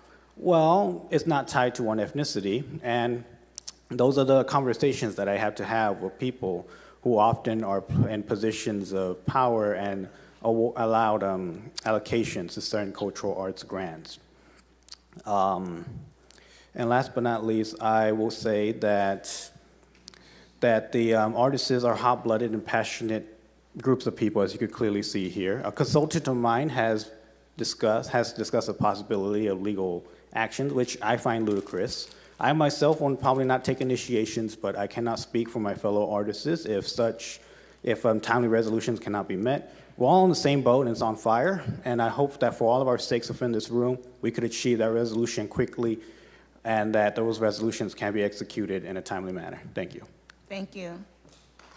Next speaker, Gabriel Lozano.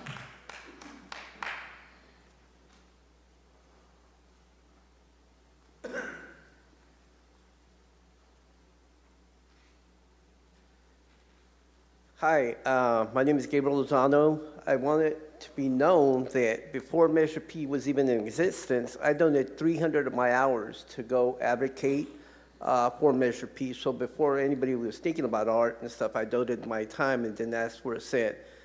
I've worked with Georgianne and her staff, and I've always received respect from her, and I can tell you that they're working as hard as they can to get this under control. And to argue over 1%, even 1% about check reimbursements, I think there's too much that we need to find out about before we get into those type of angered discussions. I've also audited for Gottschalks back in the day for Mr. Levy.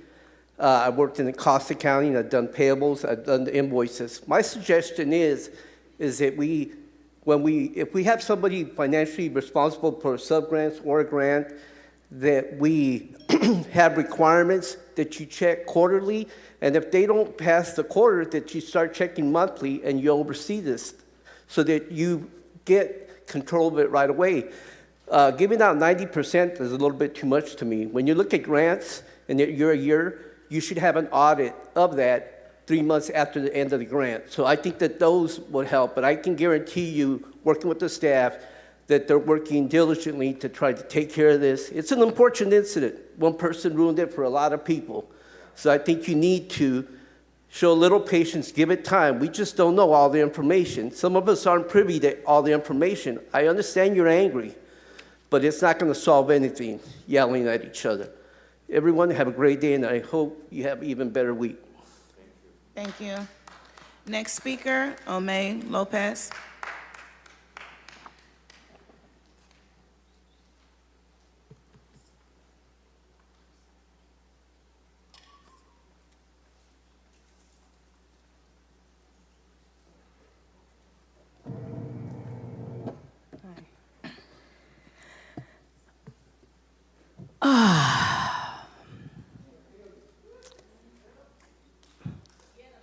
I'm sure you got nothing to say to me.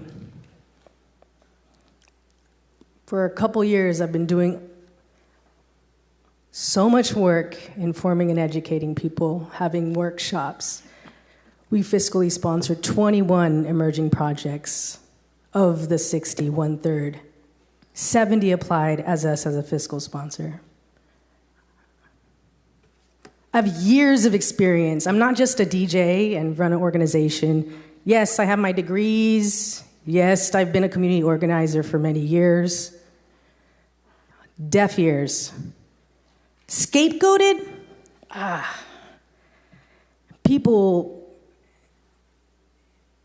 that were my friends, when I was trying to tell them what was going on, the lack of transparency and accountability,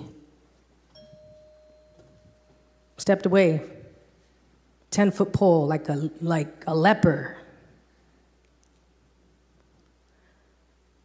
And I asked you to look at those transcripts, to listen to this. This is not just about the 1.5, because just as myself overseeing 21, it's not just me that has to look at the accounts. I look at our bank accounts every week. I have accountants, CPAs, and other people that review it. So it's not just on a person like Suliana of embezzling.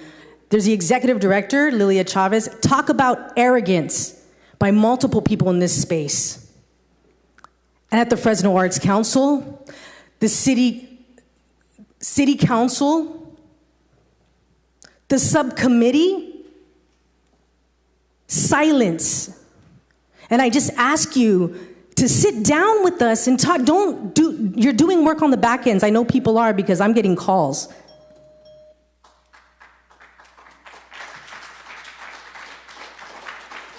Next speaker, Jasmine Moore.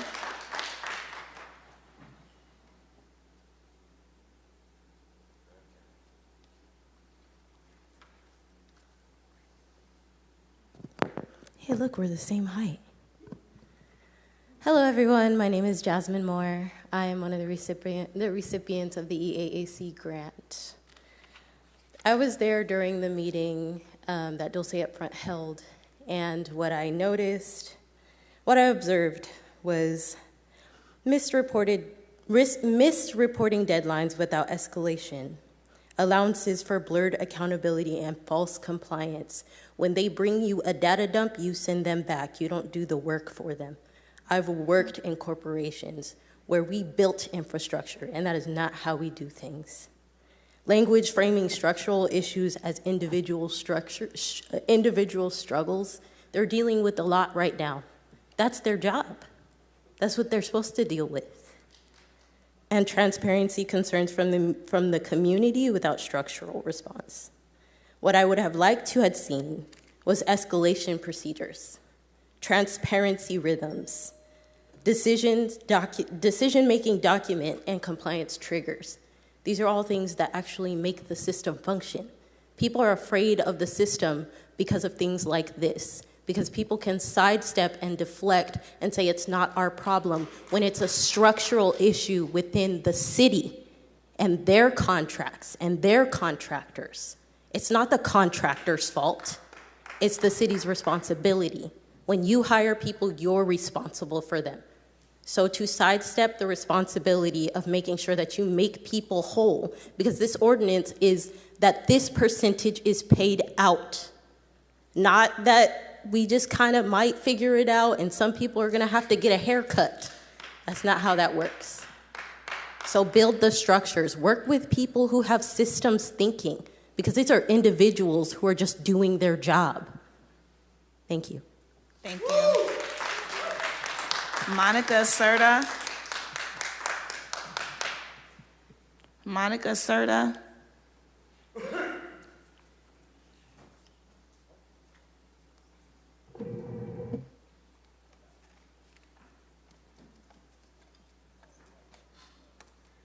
Good evening. My name is Monica Cerda. I am a local creative and a former EAAC panelist. I'm also a local business owner, so I've definitely invested in this community, even with money I didn't have. So being on the panel, I saw how unfair the process was and the lack of transparency to the community, and how culture only makes sense when it's a favorite FAC project. The community screamed to be heard and told you of concerns over the lack of transparency and how FAC was dropping the ball. And to hear that by Manager White, that FAC was not upholding their expectations. So this was known ahead of time when we were being made to feel like we were crazy or being dramatic, when we came to you guys, kicking and screaming and saying, hey, please listen. So I say this to you now, let this be a lesson to you. When the community raises a concern, listen. Next speaker, Aaron Bird.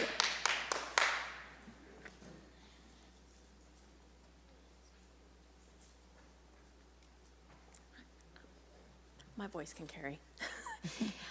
My name is Erin Bird, and I'm the Executive Director of Arts Enrichment for All. We are also a fiscal receivership for some projects. And what I'm coming in with today is concerns that our projects are having with the unknown, right? When will they get their 10% reimbursement? How do we file our reporting? And all of those questions that are up in the air. So I like the idea of giving some grace where grace is needed when it comes to deadlines, but not at the expense of those who have then met their deadlines, who have done what they needed to do to be successful. Grants are a competitive process. We don't get them all. Sometimes it doesn't feel fair when we know we have such a great project. It happens. What I do want to bring to, like others have said, is I actually went to the special city council meeting that happened last week after this came out. And my request was simple. My request was bring those fiscal agents to the table, have them be part of the conversation, because we have solutions. We have experience in the grants game. We didn't just get here willy-nilly. We have built businesses. Nonprofit organizations are businesses. Let us help you with this side of the business. We understand culture, we understand art, and we've asked over and over again to be part of the conversation and to have a seat at the table. And honestly, if you're going to get through this expeditiously, you need us. You need our help. Okay. And then the other piece of that is looking at the timelines moving forward and the guidelines moving forward. We need to really take a look at that, because words matter. And the words that are listed in the Cultural Arts Plan are very clear. Yet guidelines changed last round because some people didn't like the way that they were coming out. And they said that wasn't the intent behind the words. Words have meaning. Thank you. Next speaker, Brissa Pacheco. Do we have anyone online?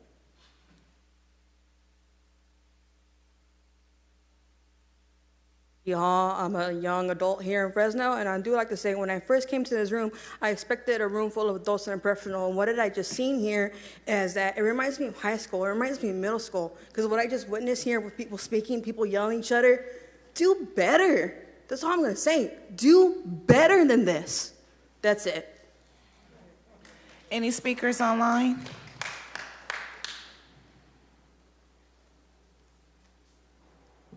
Yes, we have Hugo Morales. You have 2 minutes. Yes, can you hear me? Yes. Okay. Yes, my name is Hugo Morales, and I'm the founder and co-executive director of Radio Bilingüe. And we are a nonprofit who also is a major P recipient. And we are in support of ACTA's recommendations through Ms. Amy Kitchener. The city of Fresno should create a cultural affairs department and hire a professional director of cultural affairs who will oversee the process as well as service the city in all matters related to the arts and culture, including policy development and expanded services to cultivate a strong field. The community process and input needs to be centered in building a better infrastructure than presently exists. We need to have this center on artists, culture bearers, youth, and the diverse communities of Fresno. And that person, that professional, will be our leader And with all due respect for the city, the next round should involve and engage people from Fresno who are independent and diverse in the panel process. We need a panel process of Fresnans, which have respect for our community of engagement. Thank you very much. Thank you. Next speaker online. We have Yolanda Randalls. You have 2 minutes. Hi, good evening, everyone. Yolanda Randos, director here, West Fresno Family Resource Center. And I do apologize if this information had already been shared, but we were a recent grantee of Measure P. We had a signed contract and we begin the work. And so we have reached out to the city of Fresno. We've sent information, and to date, we have not received any feedback. So I'm just wondering if you all can share what's the process was. I understand there's a lot of information, a lot of processes that need to be in place, but we've already started expending, some of the work in this contract. So now our fear is like, what do we do? Do we stop? Do we, we've hired folks, do we lay them off? Like, what do we do? And so we were just wondering if we can get some type of direction. Thank you. Thank you. Next speaker. Lisa Flores, you have 2 minutes. Good evening, and sorry to say that this is just a mess. First off, you never do a one-year report. You do a quarterly report, because that's how you find out the health of each grant, and you make sure that people are expending money at an average clip. And if someone has a problem with their grant, you take care of it as soon as possible. The grant administrator should have been out and about dealing with every single grant recipient to make sure they had everything that they needed to be a successful project. Contracts not being administrated or executed, shame on you, Georgianne. What I think should happen is I think that the grants should be taken out of Measure P and put in under the city so the allocation can come out of the general fund. That way, any damages, and when I speak of damages, I mean financial damages like bounce check fees or paying back employees for lost wages that they have incurred, should come out of the general fund. And once the legal part is settled and there's restitution being given, then that can go back into the general fund. But I don't think any current Measure P funds that wasn't already allocated for these projects should be expended above that. As far as your next round of Measure P, I think you need to put a halt to your next cycle of grants until you can get this whole mishigas settled, because right now it's a mess, guys. It is a serious mess.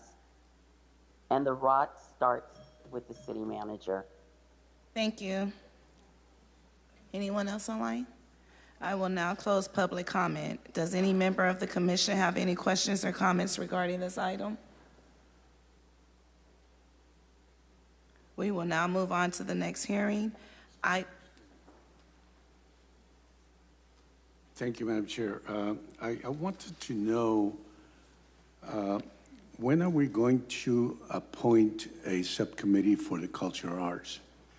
I realize that right now there's work being done, but things take forever sometimes in our structure, is my opinion. I know you don't agree with me, but I think it is important that we start preparing to revise the guidelines for whatever checks and balances, protection, transparency. And when we were having some of your presentations during the hearings, part of the problem was that we were operating under guidelines that had to be adhered to.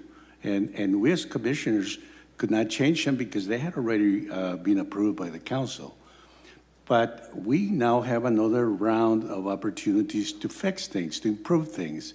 And I really would like to see that that we start moving in that direction and not really just indefinitely delay it. Heck no. We're going to build good things. And I also want to point out that a lot of good things have happened with Measure P.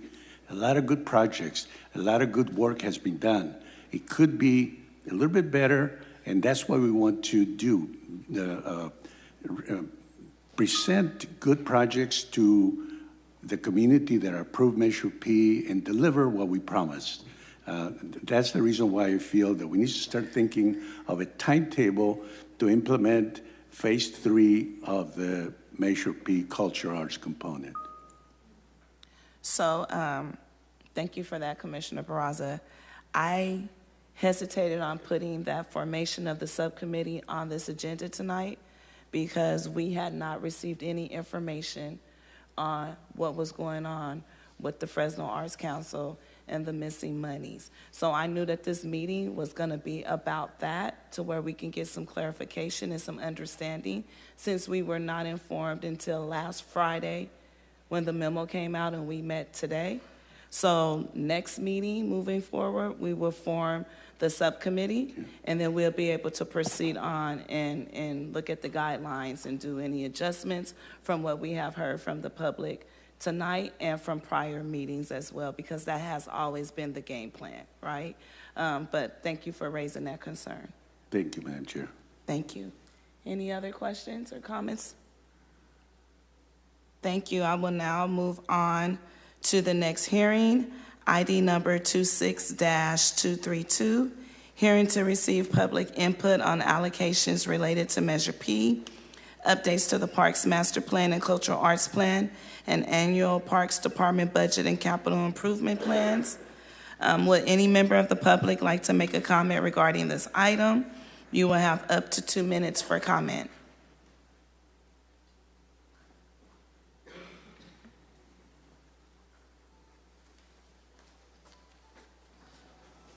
Kyle Lopez-Schmidt, South Tower Community Land Trust.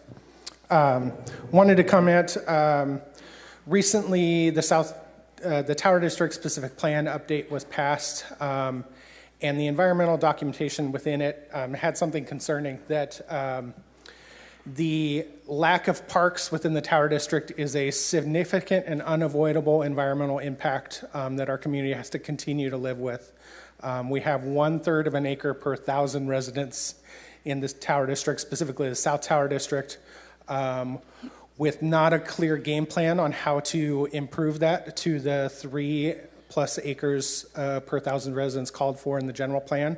I've want to continually offer to be a partner in acquiring property, identifying locations for parks within the South Tower District, and would recommend highly that construction resources get allocated towards both San Pablo Park underneath the freeway that now is a beautiful art gallery but has no amenities for people to participate in, as well as Ted C. Wills Community Center, which both dramatically need work and would contribute to better park space within the Tower District. Thank you. Thank you. Do we have anyone else online? All right, I will now close public comment. Does any member of the commission have any questions or comments regarding this item?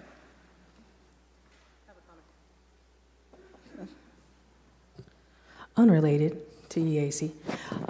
We're working on a futsal tournament, actually, at the new Roding Park futsal courts. I think that they're being built with Peace 11 Futsal. And we're having some challenges around the new, I guess there's new policies with insurance, liability insurance, and there are just more increased requirements this year than there were in the last couple years. And we're trying to play catch up with this new requirements that we were not privy to, and we've gone back and forth with our insurance company for the last month that don't want to adhere to the new requirements that the city of Fresno has around waivers and liability. And I just want to know if you guys can look into that more to inform folks in the community in the arts and cultural and parks recreation world about these new requirements, because we're having a really hard time getting it through so that we can actually work in collaboration with Peace, Love, and Futsal for this tournament. And I can imagine that it's going to be an ongoing challenge with other groups trying to do activities in parks. So that's all. Thank you. Any other member in the chamber or online have any comments before I close public comment? Thank you. I will now close public comment. Again, does any of the commissioners have any questions or comments regarding this item? What the last young lady said about changing requirements, Mr. Aguirre, is that something that you're taking care of in your department? She mentioned that the hoops that they have to go through to get a park. Is that an ongoing problem, or is it a one-time deal, or?